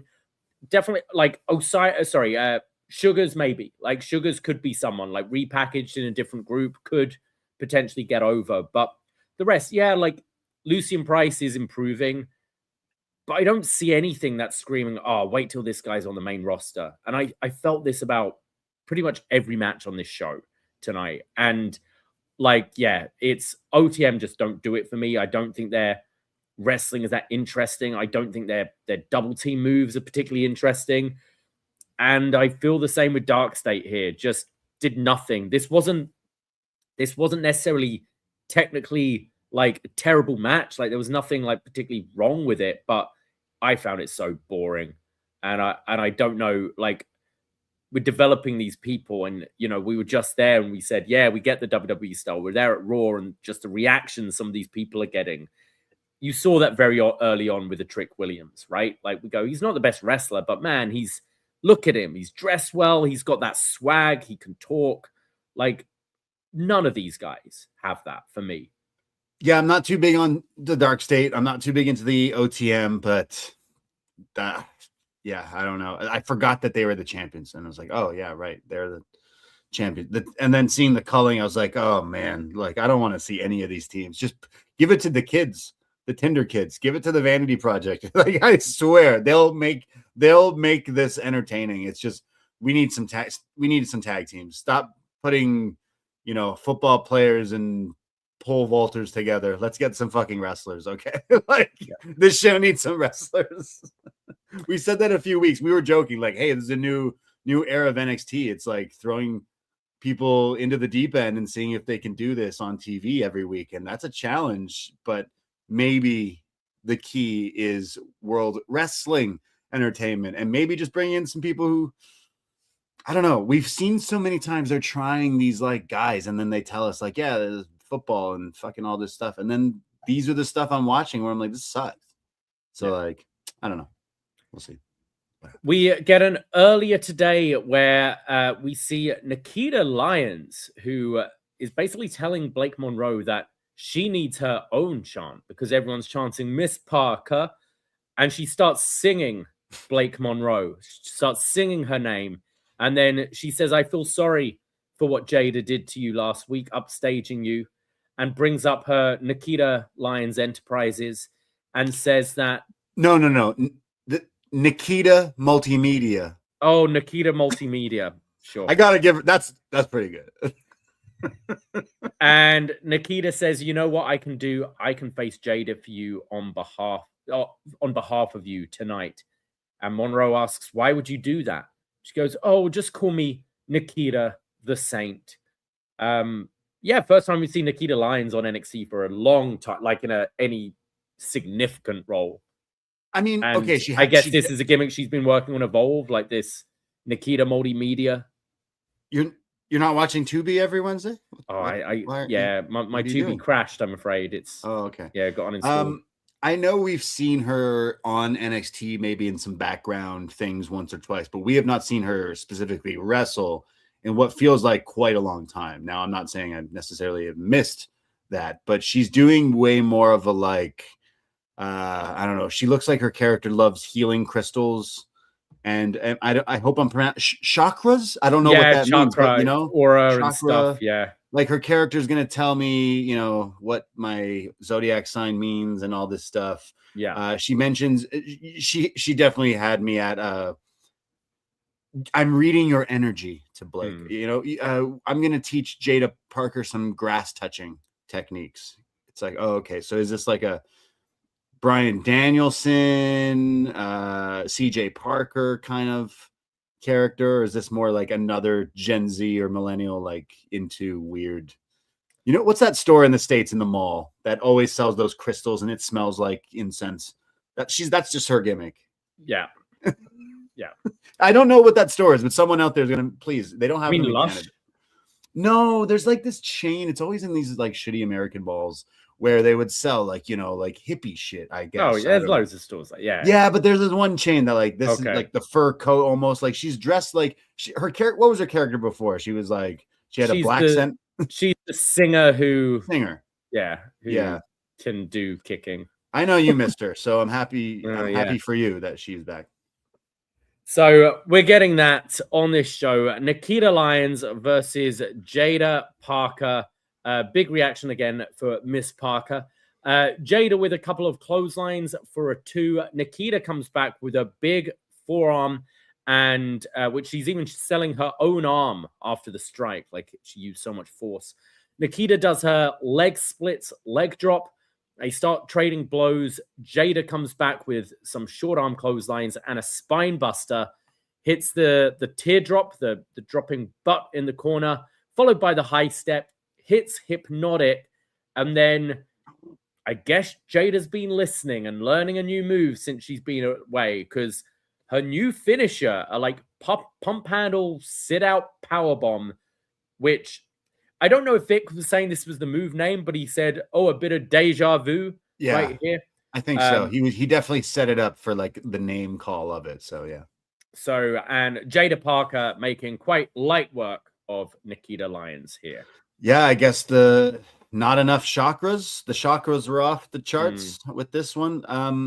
Yeah, it's like, okay, so the Hypnotic is a move we don't like as a finisher. So she's like, all right, I'll do something better.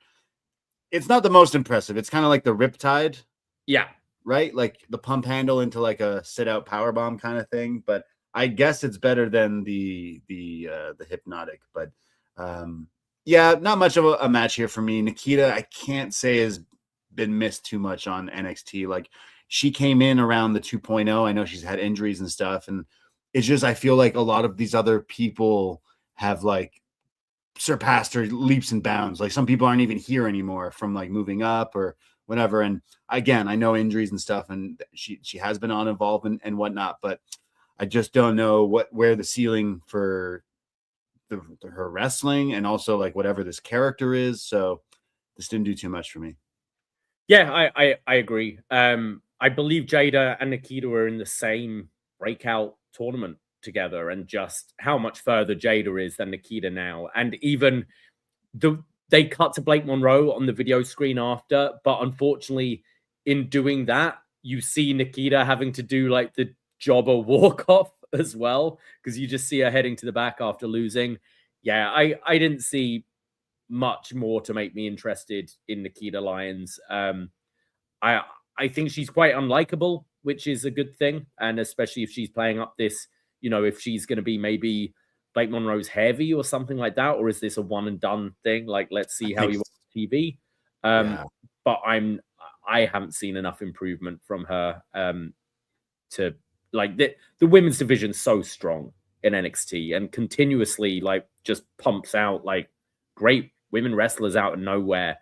I don't know where Nikkita Lyons' place necessarily is right now. She reminds me of Lexis King. It's like you're really unlikable as a character, which is good in this industry. And you're fun to dislike, like on TV, but there's been no real improvements in a lot of the other stuff. So yeah, I'm not too sure, but we see Blake Monroe on the screen. She says, "What a performance. It was something, but it wasn't glamorous. Last week, I tried to correct your mistake, but you didn't want to listen. No one steals the spotlight from Blake Monroe and gets away with it. And I will see you very soon." And then Jaida just looks in the camera and says, "Blake Monroe, you know where to find me. Clock that." Yeah. We cut backstage where we see Tavion Heights, who's hanging out with Eli Knight and Elio LaFleur, who both lost their qualifying matches last week. And Tavion says, "You guys did great last week. You might have lost, but you really showed you had something. And Elio, you were kind of screwed there." When Ariana, Stax, and Lexis King walks in, and mocks them all for taking advice from Heights and says, yeah, take advice from him if you want to be an amateur wrestler. But Tavion has squandered every opportunity he's ever had, and opportunities that we deserve by birthright. And they start to argue, and this will set up Lexis versus Tavion later in the show. It didn't right away. What killed me was we came back from like commercial and we went to like some other segments that we'll get to in a sec. But when it finally got into a match, you had Vic Joseph go, breaking news, Lexis King versus Tavion Heights later tonight. I was like, for fuck's sake, we can't use breaking. We need to learn how, what breaking news. Earth-shattering. Yeah. Change the foundations of wrestling. The new era. The new era of NXT tonight. Yeah, okay. So just like catching everyone up here. Lexis King is starting a Nepo Baby Club. Okay, more on that later. Yeah, I wonder if that's the name they're going to go with, is the Birthright, right, which they dropped here. I guess Stacks. Birthright and Stacks. Well, I think it is Stacks by like father by marriage. Yeah, I think so. Because I even Googled, I was like, does Channing Lorenzo have like a dad who wrestled? Okay, somewhere? well, think of the Tony D storyline. Did they say Nunzio was like his uncle or something? Remember? Maybe. Am I crazy? I feel it's just through Ariana, right? But yeah, through birth. Yeah. Through marriage, he's also a Nepo baby, I guess. Yeah. Yeah, we'll see this going again. The state of NXT. Lexis King is starting a Nepo baby legacy stable. So more on that later. Breaking news.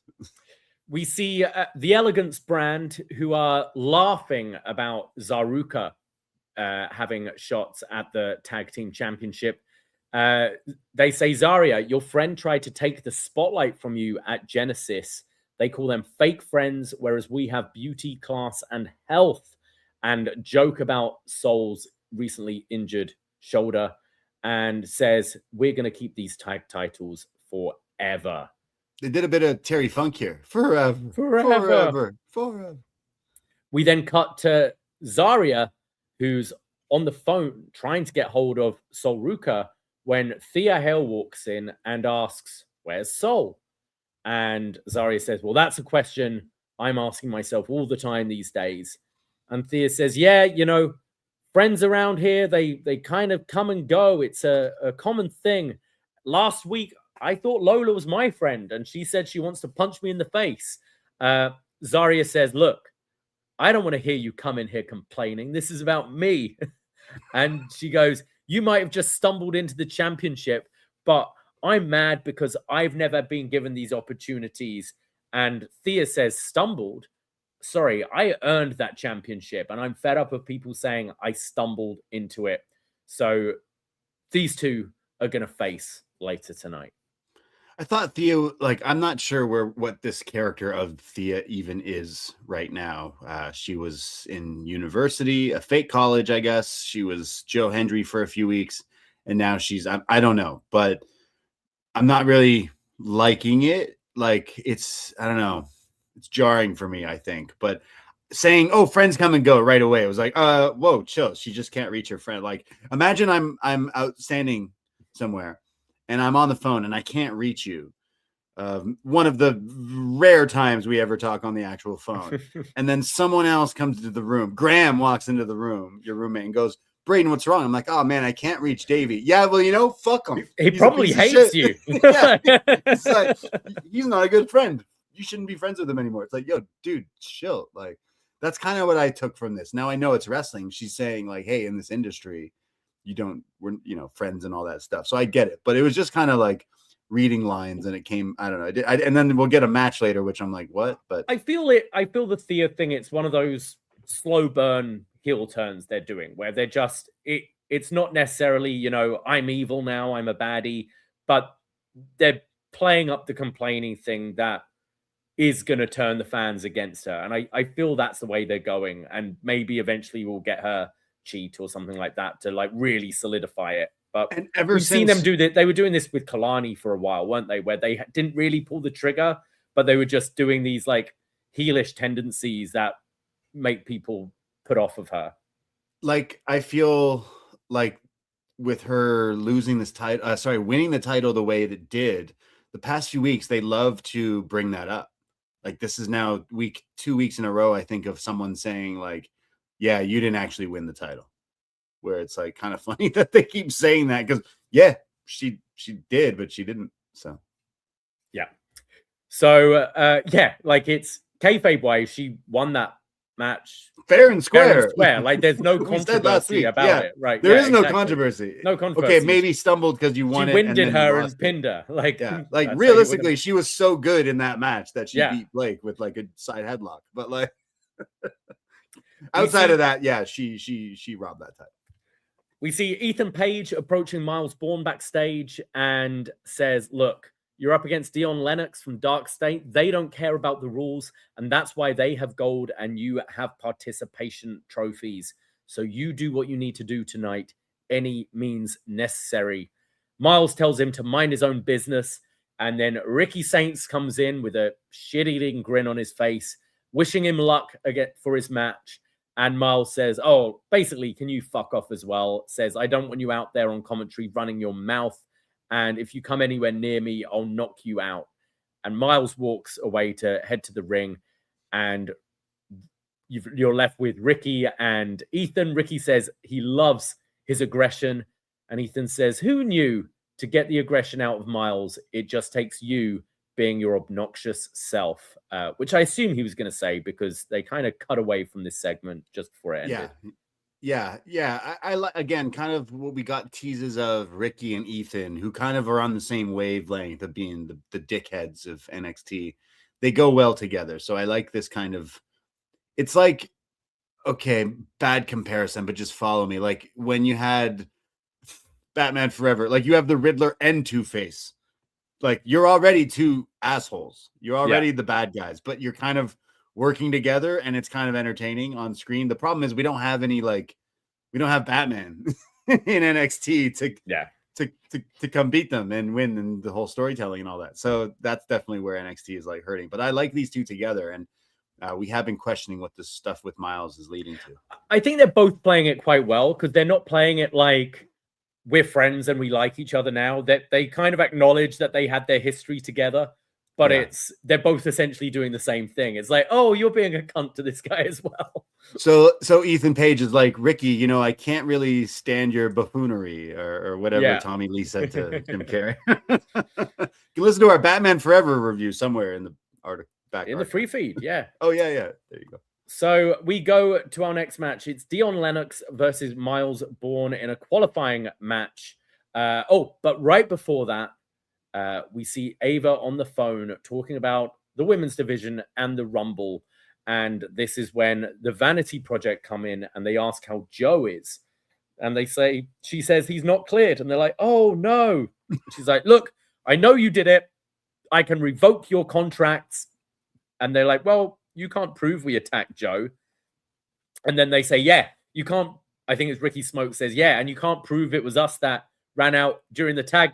Actually, yeah, no, you saw that. We did run out during the tag match. But you can't prove that we attacked Joe Hendry. And Ava says, and this is where she's just like mind-bogglingly bad at her job, because she's like, you know what? You're right. I can't prove that you guys attacked Joe Hendry. So I guess that means Jackson Drake automatically qualifies for this match, because it's not like we have 30 other men on this roster who could be put in a qualifying match instead. So she automatically puts Jackson Drake in there, but also says if Joe Hendry ends up getting cleared, he's in the ladder match as well. So actually, Vanity Project did Joe Hendry a massive favor here, because they stopped this match from happening and both guys are now in the match. So if I was Joe, I'd be thanking them. Well, they didn't attack him, man. You don't have proof. Don't just start throwing out allegations out. That's how we get another cease and desist. I thought these guys were funny. Ricky Smokes. Now I know Swipe Right. Brad Baylor, right? He was wearing like all blue or baby blue kind of thing. And then Ricky was wearing one in like brown. So they were kind of like matching but not matching outfits. But Ricky Smokes to me just looked like he was dressed as a UPS driver. like this brown. Right, yeah. What do you call it when it's shorts and the t-shirt that match, like a romper? Like yeah. Like I guess like a UPS like romper kind of thing. But yeah, I thought these guys were funny, but it didn't make any sense for Ava to be like, yeah, you, because she also says that Joe is going to be in the match too. So like what? Like you just go, like if Joe is cleared, seeing that he got attacked, it's only fair to put him in. Fair enough. But Jackson Drake, you're going to face Stacks tonight or anyone else. It's not like we've got just 8 men on this roster. You've got TNA, you've got Evolve, you've got LFG, you've got all these idiots you can put in there against him. I love how she's like, do you guys think I'm stupid? It's like, yeah, we watched the show. Yeah. Your character is you're not really good at this job, actually. So it is easy to get away with shit. Again, I think they're maybe leaning into this going forward. So we'll see. We need some. Maybe Ava joins the Nepo Baby Club with Lexis King and stuff. Like Swerve, she's been deliberately bad at her job. Yeah. She's just trying to like fuck NXT up. She knows The Rock and Shawn Michaels never got along. They never had that match. So secretly, Dwayne's like, yeah, fuck his show up. That's the only explanation of what some of this shit gets booked sometimes. But yeah. Have we ever mentioned Myles' Borne theme is like totally some song taken out of like a SmackDown versus Raw 07? I feel like I say this every week, but what, just generic? Just like it has lyrics at least, so that's a plus, but it's so from like that era. I like his Titantron of just him in a suit. Don't go off, don't get me started about that again. Oh my god. Yeah, he needs a refresh. Like this guy could definitely use for a hey, just listen to Paige and Saints. Come on. Yeah. All right. Well, let's get to the match. Dion Lennox versus Myles Borne here. Yes, sorry, I wrote in my notes Jackson Drake. Dion Lennox versus Myles Borne. Myles charges at Lennox, but just gets knocked down. They're kind of putting over how strong Dion Lennox is here and bringing up his football background. There's this like head scissors submission from Myles, which Dion does a nice bridge out of. Sequence of both trading pinning combos. We get a big drop kick from Myles and then a rolling uppercut from Myles in the corner. Myles then shoves Lennox into the ring steps as Ethan Page comes out. And then he's like, see, use that aggression. That's working. And Myles is frustrated and blows him off. And then Dion is in control. There's a DDT to Myles, a power slam from Myles, and he's starting to fire up. He hits his drop kick again, a jumping knee, a snap suplex, and then Dion comes back going for the dirty pin with his feet on the ropes. Referee catches that, but misses Lennox, raking Myles in the eye. And Myles looks pissed and looks like he's going to hit the ref out frustration, but turns around with like an inside-out clothesline to Lennox. And then Page throws his North American title into the ring and gets on the apron trying to distract the ref. Myles picks up the belt. He's looking confused. Shall I use it? Shall I cheat? But the ref turns around, sees him holding the belt, pulls it off of him, and this allows Dion Lennox to hit his finish, which is like this scoop side slam for the win. Snowplow, Emerald Fusion, Flosion kind of thing. But yeah, I could be wrong, but I don't know if Myles got rocked early in this match or something happened. Early in the match, the camera like is tight on Dion. You could see the ref going over and checking on Myles, and then the match continues. And it was that like shoulder, like it's like it shoulder really block early, right? Like again, we're recording this right after the show. There could be stuff that comes out afterwards that maybe he got rocked or something. It felt like the match didn't flow when that happened. It took a lot to finally get back, and then it was like towards the finish where everyone seemed to be on the same page. So it wasn't necessarily the best Myles Borne exhibition or showcase here, considering I did think maybe he got a little, I don't know if he got hurt or something, but there was some cool sequences like the back suplexes again towards the end where it was finally clicking. But you have Myles gets his eyes raked so he can't see the ref and everything. That's when I was like, okay, at least he's with it. And I guess the match, like, it was fine. But I don't know. I was maybe expecting, like, Myles is a good wrestler, and I think maybe this didn't showcase that in the best way. I think Dion Lennox, I said it about DarkState, it's just boring. He's doing, like, headlocks and shoulder locks. I don't even know what some of these things are doing. It's like what is this that's like wrestling or combat sport? You're just hugging the guy half the time, it looked like. I don't know. I mean, that's how I felt with this match. I think both are pretty athletic. I think Lennox has some nice looking moves in there as well, as does Myles, but just boring. It's what I said at the top of the show. I just can't see either of these guys being breakout stars. I can't see them being put in fun comedy jobber roles. I can't see them breaking through to being, on that level where we see like your likes of Ilya or Carmelo are right now. And I certainly can't see them as big main event guys. Like, I don't know. Like, there's just something that's quite dull about both of them, unfortunately. And this was probably one of the better wrestling matches on this show tonight. I think Myles turning heel could help. We've said it before, but just breaking him and Tavion up, they just feel lost, and the tag division could do with them. I found this kind of uninteresting. Yeah. And also, we need names for these moves. Like, we can't just keep on having, you used to have someone will hit their move and, I was talking to Lennox earlier in the day and he calls that move the whatever. But there's so many matches on NXT, I feel someone hits a variation of a slam or a kick and it's, 1, 2, 3. Like, I mean, we're going to talk about what happens later in this show with another match. But, if we have promo class and wrestling class and all this, we need finisher class in the Performance Center. More on that later, because that's definitely a thing where I'm like, why is that your finisher? Yeah. What? We complain, but it's a big thing. Oh, it is. Yeah, it's part of your act. Of course it is. Like, I mean, I think that's like really it's your music, your pose, your gear, your hair, your catchphrase, and your finisher. Like, it's so going back to, because I'm going to complain about finishers later. Just like you saying that was like, yeah, they do need to work on that as well as naming the moves and stuff too. But so Myles doesn't do this is the classic wrestling. He didn't do it, but it cost him the match. And then afterwards, Ethan is yelling at him. So then he nails him with the belt. So is that like some Sith Lord, like mind Jedi trick stuff? Like, I made you do that. Yeah, I told you needed to hit me to become this, like the Joker, Dark Knight or something, right? So I still see the heel turn happening. Maybe we go to a match eventually, but I could see like that still happening with Ethan Page. I feel it should. Yeah.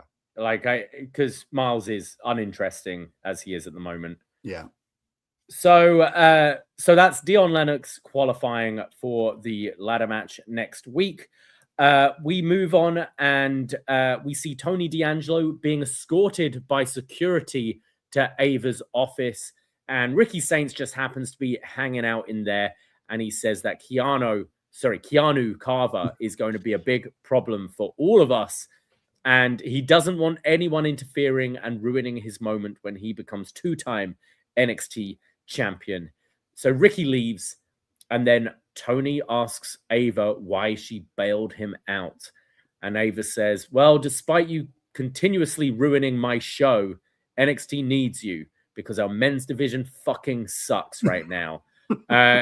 She says Ricky and Ethan are only in it for themselves, and you know NXT better than anyone. So are you in or are you out? Tony says, look, I had to get your attention somehow, and I'll let everyone know my intentions next week. This is not the same Tony D'Angelo.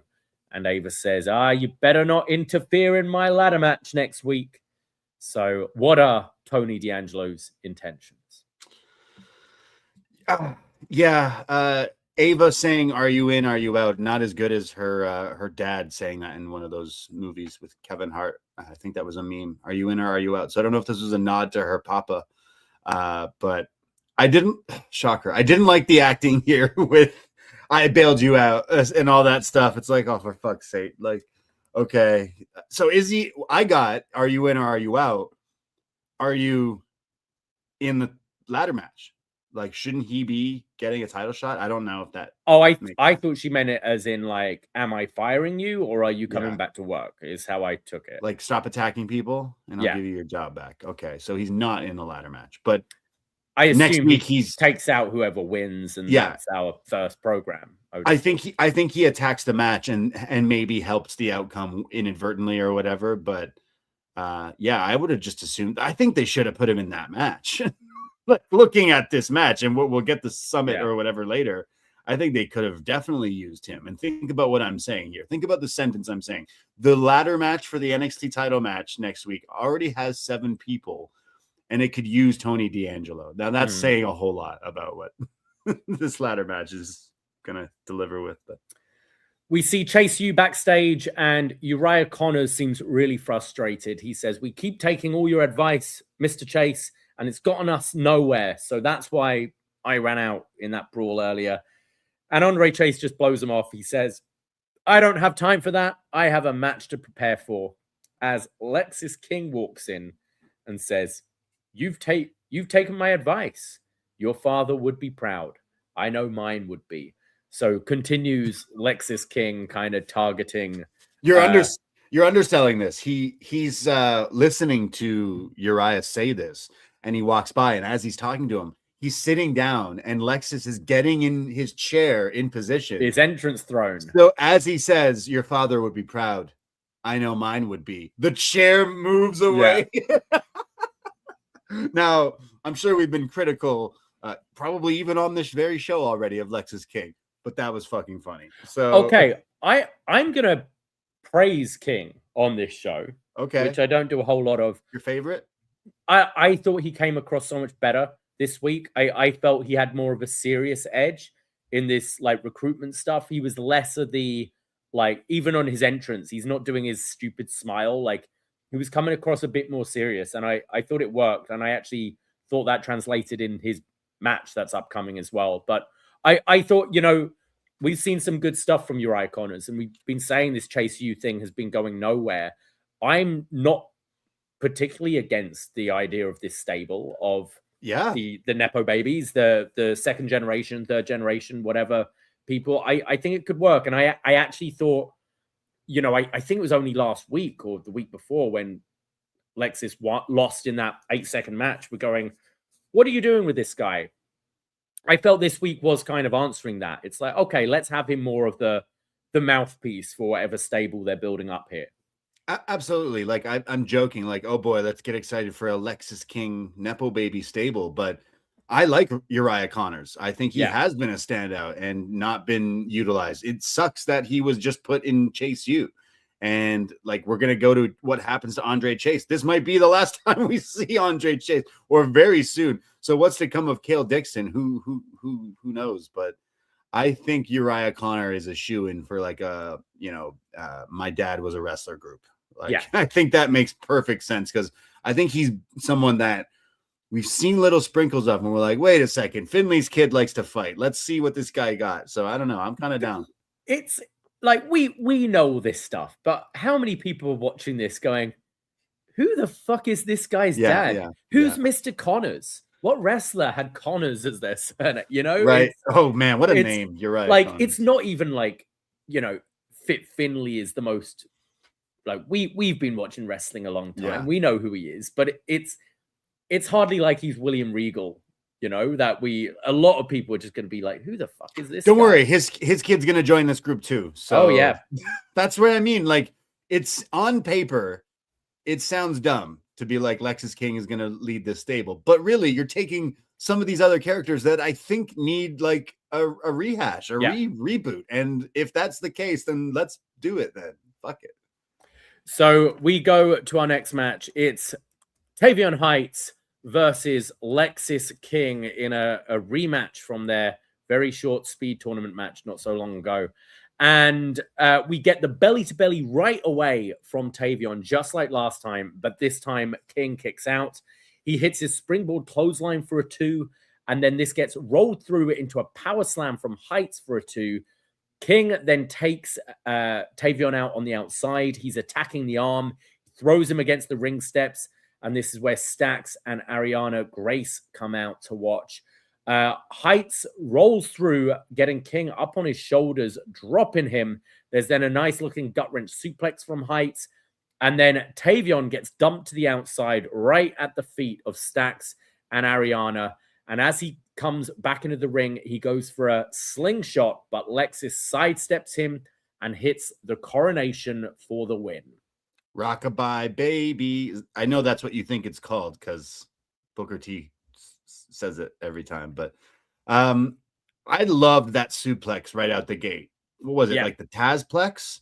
Call it. It was like the belly to belly, right? But the way, like the capture where you catch the guy's leg, like hooks it over top. To me, it's the Taz type move. But you know, Tavion might be pretty boring as a wrestling character, but you cannot deny that he knows how to suplex people, throw people around. He looks really good. So like he's not a lost cause, but he needs to find some sort of personality because I thought his wrestling, his belly to bellies look really good. So I can't knock that guy. That is a plus. Lexis King, we've said a lot in the last time, the years that he's been here now, but fuck it. Like, try it with this stable. He actually won a match here. Let's see if you can turn this around and put some direction with some of these characters in NXT. So I didn't think like too much of this match, but I hope that this leads to something. Yeah, I like this for Lexis King because it felt a bit of a hard reset for him this week, who was such a joke just a couple of weeks ago. He won this match pretty much clean. Yeah, like Grace and Stacks were there, but they didn't do anything. And he won this quite convincingly. And I thought he showed a bit more of a meaner edge, which if this group's gonna be a bit more serious, will work out. But yeah, I didn't mind this. Yeah, agreed. We move on where we see Zaria, who's getting ready for her match with Thea Hale, and she's at her like changing area with her name, and Soul's name is in like the locker next to her, and she rips the name tag off the locker because her friend's not there. Uh-oh. So maybe sad Zaria. Okay, so obviously Sol Ruka, maybe the connection in Saudi on her phone isn't working. But maybe the breakup happens next week. Like, she's getting pretty antsy here. Like, she's getting a little bit like pushing it now. Like, oh, my friend sucks. So maybe, we've said this a few times, but like I do think this it felt amplified this week. Yeah, right? This week is definitely like in the direction that Zaria is the heel in this friendship and everything. Because she wasn't there for her, and instead she's halfway across the world in Saudi Arabia in the Royal Rumble. You know, Zaria, heel logic. You didn't need to. She might go beat someone up later, but to tell us she's a heel. But as soon as she's mad, her friend is doing something. Like, oh, your friend's in the Royal Rumble and you're gonna be pissy fit about it. Like, come on, sorry, you'll be in the Rumble one day too. So I knew she was a heel from when she's mad that Soul isn't here. Oh, you're not here on a show neither of you are scheduled to wrestle on, where she's probably having the biggest fucking payday. Be happy for your friends is all I'm saying sometimes, because Zaria, you now told me you are the heel in this relationship. So we get a video of Finn Balor basically covering his time in NXT and saying that he was like wrestling loads before his time there, but it was really NXT that helped develop him and was the happiest time of his career. And just a little bit of a trip down memory lane here.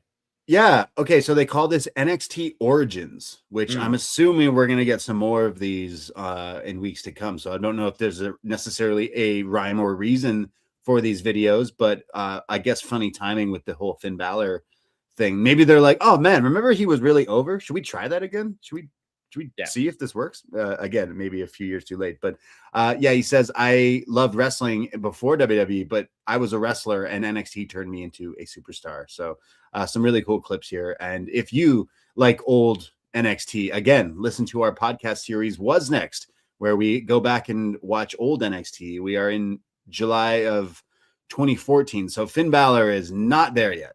He is still Fergal, but he's going to show up sooner rather than later. So this was nice, you know, with Finn Balor kind of being in the air again with last week and this week on Raw and stuff. It was bringing me back a little bit. Like, I like Finn Balor's NXT run.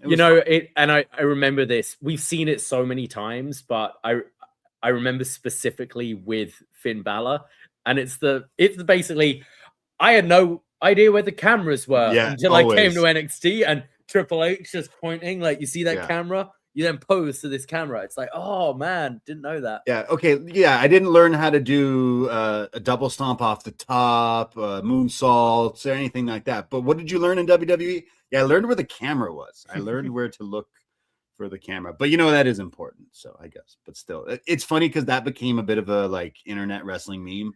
Well, we just had the RJ City Eddie Kingston video, right? Just I can't stress how fucking funny that is. Yeah. Like, I feel like that went over so many people's heads, but oh my god, RJ City, like he's already a genius, but that proved he's on another comedic level than most people. If you don't know what we're talking about, you should just definitely watch it. But Eddie Kingston being like, "Is that your real voice? What are we doing right now? What are you doing? What is this?"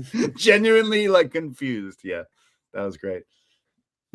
We go to our next match. Zaria taking on Thea Hale with Izzy Dame on commentary. Zaria shoves Thea, and Thea comes back going for the Kimura right away, but Zaria just throws her off.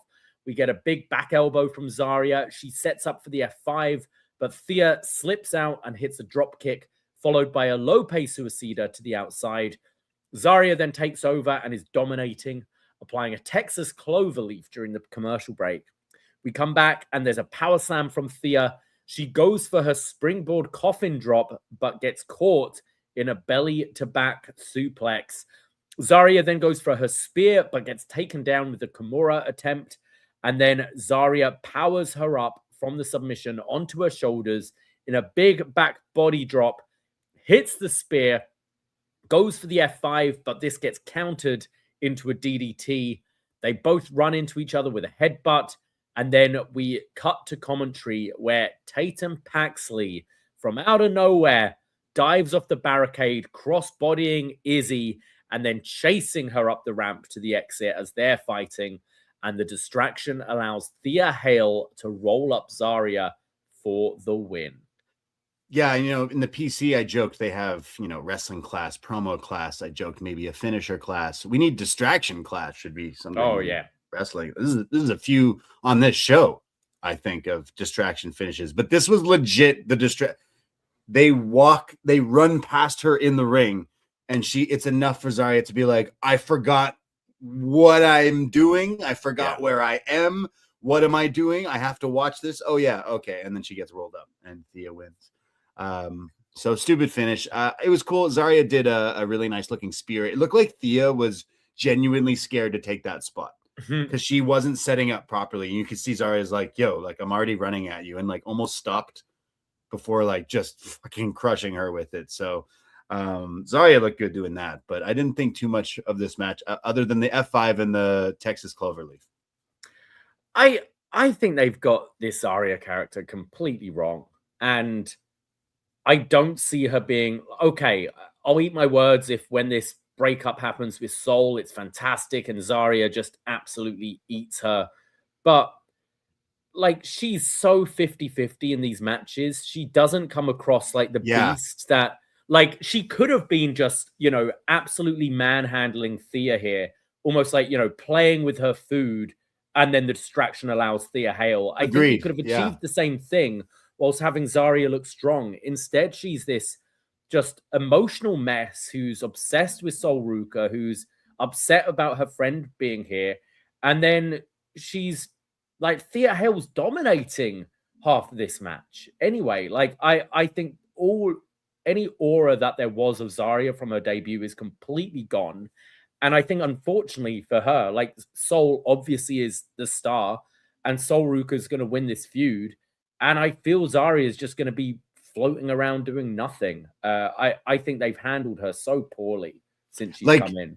Like, especially, okay, maybe I say the reason she didn't win this match and they didn't do that is because they're like, oh, look, she lost, meaning like she's not the star that, like, she said, like, she's not the 1A of this team. I don't know. I don't know why they did this, because I completely agree. Zaria next week should absolutely, if Zaruka don't win the knockout titles, they could continue to drag this on. They haven't been champions yet. That could be something we do for a week or so. But I do imagine, like, NXT loves to do this with their stables of like teasing you that like the breakup, but this team especially have been like teasing it, because what happens here after the match, Zaria destroys Thea Hale. This is so you have Fatal Influence come out. This is Fallon and Laney to confront them, and Thea puts her hand on Zaria's shoulder, like, I've got your back here, and Zaria just picks her up and F5s her. Again, no name for the F5 from Zaria, but yeah, I like when Zaria got signed, Delta, there was some buzz. Like, I've never seen her wrestle outside of WWE. I've just been going off of people saying, oh yeah, this Aussie girl, she's good. I just haven't seen it. Like, I can't say there's a single Zaria match that, like, I've been like, wow, I see it. Like, and maybe it's just her, maybe it's the booking, maybe it's a bit of both. Sure, there's been some fun tag matches, but I kind of feel that's down to Soul. I see what you mean. Like, again, I do think she should be booked like a dominant, evil heel. Just she shouldn't be going 50-50 with Thea Hale. She should have just speared her right away. Yeah. Spear F5 done. Like, that's definitely where we should go with the evolution. When they do break up Zaruka, when Zaruka implodes, Zaria should be on this, like, bring back the squash match. I can't believe I'm saying that, but like it needs that, like, to help this character and story that she's so dominant when she can't even beat this like child in this match. So, and she didn't, because Thea won, and Thea's character is all over the place. I have no idea what this character is. Well, I think they're just, Thea is, Lucky. winning these matches she shouldn't be winning, right? Is the story. But we'll see next week. Overly fond of this. Yeah. We then see Charlie Dempsey with Ren QCC, and they're saying about how, like, well, they did last week, but they didn't win. And Charles is like, yeah, it doesn't matter. You didn't win. Like, so we got to work on that. And Ren is still talking like, well, we weren't the ones who got pinned, so we still should be able to go for the TNA Knockouts Championship at some point. We see Kendall Gray is distracted, and she's like, sorry, I wasn't really paying attention. I know I can beat JC.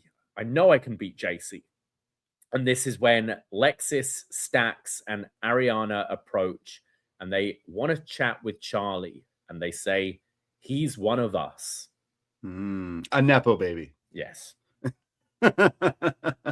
Again, we said earlier, like, the stuff with Lexis King and these second generation superstars. I like Charlie. They've been messing him up in NXT since kind of being down here. I think we need to, find personality out of him other than hanging out with the quirky girl and drinking coffee. I need to see, like, what your William Regal's sounds son. Great to me. That's as a lifestyle, sure. As a wrestling gimmick, not so much. I feel you're the son of the original fucking villain. Show me, is what Lexis King is probably going to say in this meeting of like, yo, you're Fit Finley's kid and you're Regal's kid. What are you fucking doing? Yeah. What am I fucking doing is what he's probably going to say. So I can't believe I'm saying this, but I like where we're going with Lexis King being this overseeing hand of the Nepo babies and whatnot. So let's see where this goes. We go to our next match. It's Keanu Carver taking on Andre Chase in a qualifying match for the NXT Championship ladder match. And we start with Keanu with some big shoulder blocks. He dumps Chase over the top rope, and then Andre Chase is wearing this like protective mask for this match due to a broken nose or something. Yeah, and I mean, what a look here. The black face protective mask with the red, like, zip-up cardigan thing. Oh, man. I was like, dude, I don't... Just throw in a towel at this point. So Carver rips this off his face and starts squeezing his head against the ring post. He's then throwing his face against the ring ropes. Chase starts to fight back, but gets a knee to the gut and hit with a snap suplex. Chase then finally catches Carver with a knee breaker, goes for his float over into the Russian leg sweep, but Carver blocks, and Chase comes back with a tornado DDT, followed by a crossbody for a 2 count, and then Chase tackles Carver over the announce table, and Andre Chase stands on the table celebrating as he took the big man down, where Carver rises from the dead and just back suplexes him on the announce table, throws him in the ring, and hits this unnamed running power slam with a twist for the win. Now, when you say running power slam with a twist, now you're not being like cute. It's literally a running power slam with a little twist at the end, which actually would make it less painful for the guy. It almost looks like it's a running like neck breaker, but it's not a neck breaker. It's just let's reposition you on the landing. Yeah, not good. Oh man, finisher school in the performance center. Pick better moves than this. Like, okay, the last huge dominant champion who vacated for the reason why we're going to this thing was Oba, and he did power bombs. So I guess we can't start doing power bombs to other people because that's a few different people do that.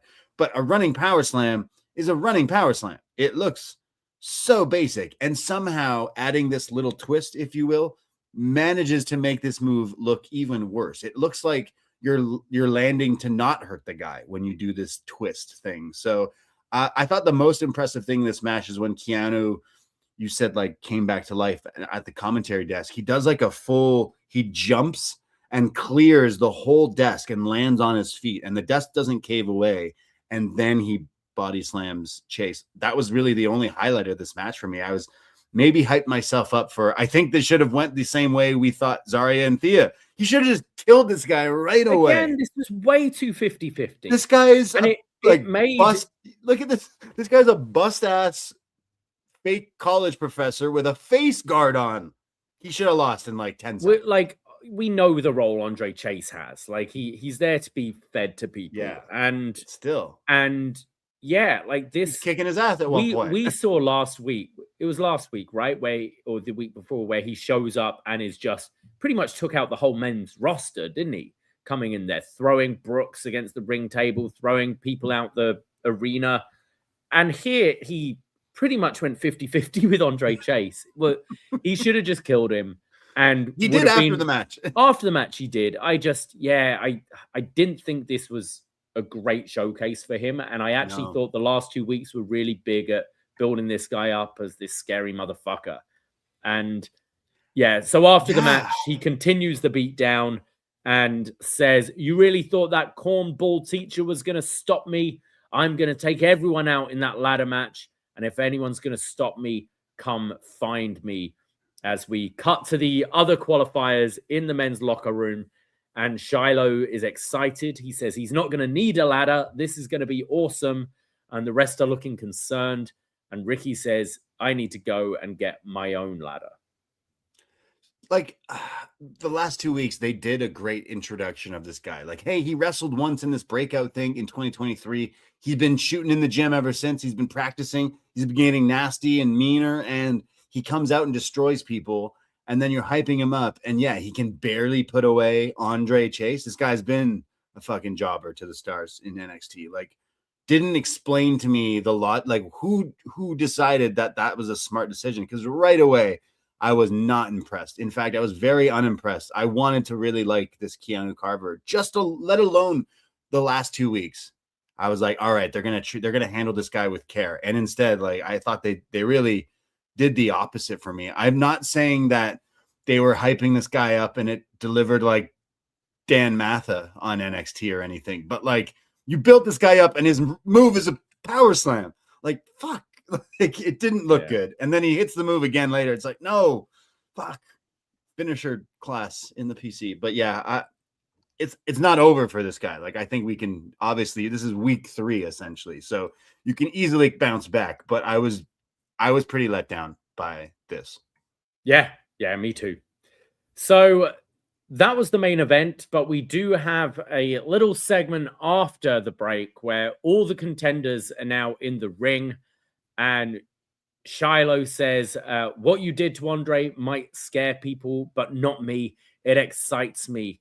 The sound of bones cracking in the woods. I like that." Dion Lennox tells him to stop yapping or he's going to lose even more teeth, and says, "If you think you're going to drop me for that title, you're out of your mind." Sean Legacy says, "I may be the new guy, but I've been busting my tail for an opportunity. I got nothing to lose. This is the biggest opportunity of my life. I can be crazy and reckless." And Jackson Drake says, "Well, yeah, and that is why your dumbass is going to choke." Drake getting a lot of boos here. Mm-hmm. Drake says, "I'm calculated. I didn't even have to break a sweat to be in this match." and almost goes to say Joe Hendry's name, but stops himself and says, all of you are a part of history as you're going to watch Jackson Drake climb the ladder to be the youngest ever double champ. And this is where Ricky Saints' music hits, and Ricky comes out with his own ladder, sets it up, and climbs up the top and says, the view up here is beautiful. I see a lot of potential and future champions. You're the seeds who haven't sprouted, and I am the rose of NXT, and I'm absolutely built to be two-time NXT champion. Carver says, you're all doing too much talking, and they all start to fight. They're all brawling, and Ricky then, that's when Vic says, there's one man not yet clear to complete yet, and that's Joe Hendry. And say his name, and he appears. Joe Hendry comes out, and he's selling his injuries from earlier. He hits a standing ovation to Ricky, I believe, and then Keanu Carver takes him out and is standing tall at the end of the match, at the end of the night. The fucking state of the men's division in awful. NXT. Look at this match next week, everybody. Okay, Joe Hendry, Keanu Carver, Dion Lennox, Jackson Drake, Sean Legacy, Shiloh Hill, and Ricky Saints. You tell me, who is winning that match? I don't think it is Ricky. I think they're making it so obvious that it's him that, but who the fuck else? I cannot see any other option. Like Joe Hendry, I guess. I don't even think Joe could win it, I guess. And I thought this was awful. Like, again, you're throwing people who don't have these years of expertise. Video earlier of Finn Balor saying, hey, you know what I learned? Where to look at the camera. These dudes even haven't learned that yet, man. Like, these guys are so new, and I'm not knocking. Like, from what the snapshot, if this is the next class or NXT, the next generation, like, we've seen some showcases. Sean Legacy, someone definitely to watch here in NXT, but he's only been here a week, literally. Like, they signed him last week to this show. He's been on TV, sure. Same with Jackson Drake. He's been good, but like, we barely know who these people are. And you're telling me that this is your men's like world title division here. You got Carver, who's been on TV for 3 weeks as well, who just had not a great showcase to show what he's all about. He could barely beat up Andre Chase. And if you watch this show, that would tell you he ain't all that, because he can barely beat that guy. And then you got Shiloh Hill. I don't even need to fucking explain why. And then you got Ricky. So it's like, fuck. And Dion. And Dion's boring. Like, I don't see it quite yet. So I hope that we could be pleasantly surprised by just the match. Like, this is a match where you climb ladders, and these are unexperienced people. I'm like hoping it goes on without a hitch of like issues and problems, because like some of these guys have not even been in a handful of matches on TV, and now you're throwing them into a multi-man ladder match, which can be difficult to pull off. So I don't know what we're in for next week. I just hope it's not awful, and I just hope Shiloh Hill doesn't win the NXT championship. Like I just thought this it's a sorry state, I think it highlights the weakness of your division. I get what they're trying to do. You've got to throw some people in the deep end, and I kind of feel like Real Robos is saying in the chat, they can't have this many rookies in the match and have them all lose. They're going to just give the title to one of these guys they see a future in, if not, even if it's just for a month or two. Like, I could see it maybe being this Keanu Carver guy. Like, I don't think he's ready. I don't think any of the new guys are ready for that position yet. But Ricky Saints just feels so obvious that I don't know. But yeah, I just thought this episode was poor. The highlight of NXT for me right now is the women's division. I think they really made a focus on with trying to build up the men's division, but nothing was exciting. None of the men's matches on this show were exciting. And unfortunately, this was a poor showcase of the women's division as well. Nikkita Lyons versus Jaida Parker was nothing. Thea versus Zaria wasn't that great. You didn't get your usual like quality women's match that we're used to seeing on this show either. And it just left me feeling like, man, it's going to be we're on for a bumpy ride for a little bit in NXT until some of these people, someone catches fire. We were left feeling kind of optimistic last week, but this week was just boring for me. Definitely a calling card in the last few years of NXT. It's hit and miss. Like, it could be 1 week is really good and the 1 week is bad and the next week is really bad and even worse. Like, this was a bad episode. This was a really bad episode. Next week, I think it has to be Ricky Saints. I cannot imagine you'd go with any of these other guys, like, other than Joe Hendry, and I just don't see that. I think he should be on SmackDown at this point. I don't even know what he's doing on this show anymore. Maybe we get Hobbs helping Ricky win the title. Like, maybe we bring someone in. I think Ricky has been so happy and go lucky is because he knows he's got something like in his back pocket, and maybe Ethan helps him win. Like, like or anything like Royce Keys. Yes, if that's the new name for Powerhouse, then is that his theme was going to be Royce? Royce. I believe it's his real name, isn't it? Isn't that what people is it saying? Or something about his kid? I'm not sure, but like, obviously they do have the history there. That would be a cool way to have like a heavy for Ricky being him, but I can't see anyone else winning this match. Like, next week we have, first of all, 7 people. Do we add Tony? I don't know. I guess not, because next week the graphics show 7 men in this championship match: Ricky, Shiloh, Legacy, Drake, Dion, Carver, and Hendry. And what else we got? Tony D explains his actions. The Elegance brand versus Aruka for the Knockout Championships, and then Izzy Dame triple threat, Lola, Thea Hill. Like, whew, oh boy. So I mean, this is still TV. This isn't a PLE, but yeah, no Vengeance Day. It's something we mentioned a few weeks ago when, like, we had the main roster call-ups. Is like, oh, with no star power, how the hell are they supposed to sell tickets to a show in an arena? And clearly they didn't even attempt to do it right now, because they knew. This tells you that they fucking knew that this show can't even like do that. That's how like, that tells me that they don't have, oh, we're in this weird period right now. Do you think people would buy tickets? Fuck no. Who the fuck is no, these guys? I think right now, while you're trying to build up this roster, if you're looking to do a PLE, you might need to bring a couple of names down from the main roster who are floating around doing nothing to be put in some feuds, like we've seen them do before. But yeah, they wouldn't have been able to draw anything big unless they did a tiny arena somewhere. I think this show, if you're someone who actually is, if you're crazy enough like us to actually watch this show week to week, I don't think they've been doing fan service very well.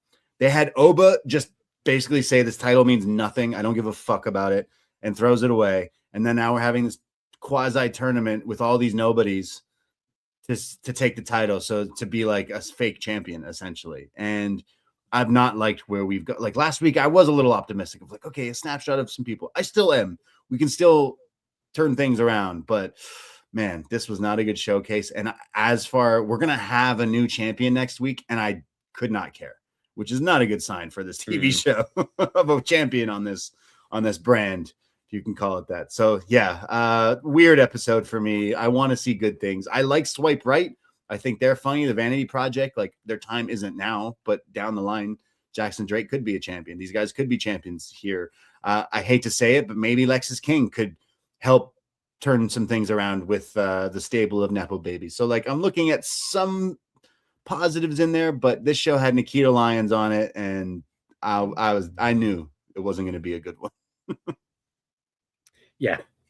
Well, do we have any feedback on the group? Probably not. It was so bad. No one fucking watched this show except us. No one wrote in. So not even Megan watched this show. Yeah. So. Well, at least next week should be somewhat newsworthy with the, we'll see what happens with this ladder match. Are you expecting Will Hobbs to show up? Or is he someone maybe in the Rumble? Or what do you think? I guess so, right? Like, I see Ricky winning. I don't see Ricky. I don't see Hobbs showing up in the Rumble. I think Obafemi might be in the Rumble that they kind of teased, but I don't see like a debut like that. If he debuts, I would help Ricky win. Be his I like muscle. that. Yeah, I like that would that. be the yeah. You either So. do that or you have him somehow just in the match and win himself, you know. I don't know about that, but yeah, okay. Fucking better than literally anyone else. Better than anyone else. Oh my god, so, literally better than anyone else. So yeah. Thumbs down on this episode. But next week we rally on and we find out who the new NXT champ is next week. So yeah. Well, there you have it, guys. Patrons, look out for our Royal Rumble 2016 review. That'll be dropping tomorrow. Those of you in the GTA, if you have your tickets for our Rumble watch party, we will see you at Saturday at the National at 1 p.m. Or if you want to try and hope to get some standing room tickets on the day, we'll see you too. Other than that, we'll see the rest of you this Sunday on the Poison Rana feed. If you're not subscribed, why not? Type in Poison Rana Pod on your YouTube, on your podcast app. Give us a like and subscribe and a little 5-star review as well if you got the time. And join us at 2, where we'll be giving our full review of this year's Royal Rumble, as well as our thoughts on AEW Dynamite and anything else that might have caught our eye in the world of pro wrestling this week. Absolutely. Thank you again, everyone at postwrestling.com. Appreciate the love and catch us live this Sunday. We have so many shows on the Patreon. It's only $5. If you like what you hear, check us out. And like Davey said, the YouTube is free to subscribe and check out all the other stuff that we do because we love to talk about wrestling. And well, I know we're going to have a whole lot more to talk about this Sunday as well. And I know that we're in the midst of planning our Dynasty trip. And I saw that Mystery Wrestling announced a show the same weekend in Vancouver. But Davey, Tokyo Joshi Pro just announced a show that weekend in Vancouver as well. Prayer circles up for DDT in Vancouver. All right, everybody, come on, please happen. It's not happening WrestleMania weekend. So let's fucking do it in Vancouver. All right, come on, bring it on home to Canada. All right. Anyways, we'll talk to you guys soon. Appreciate everyone out there. That is it. That is all. Take care. Goodbye. And be safe. Ahoy!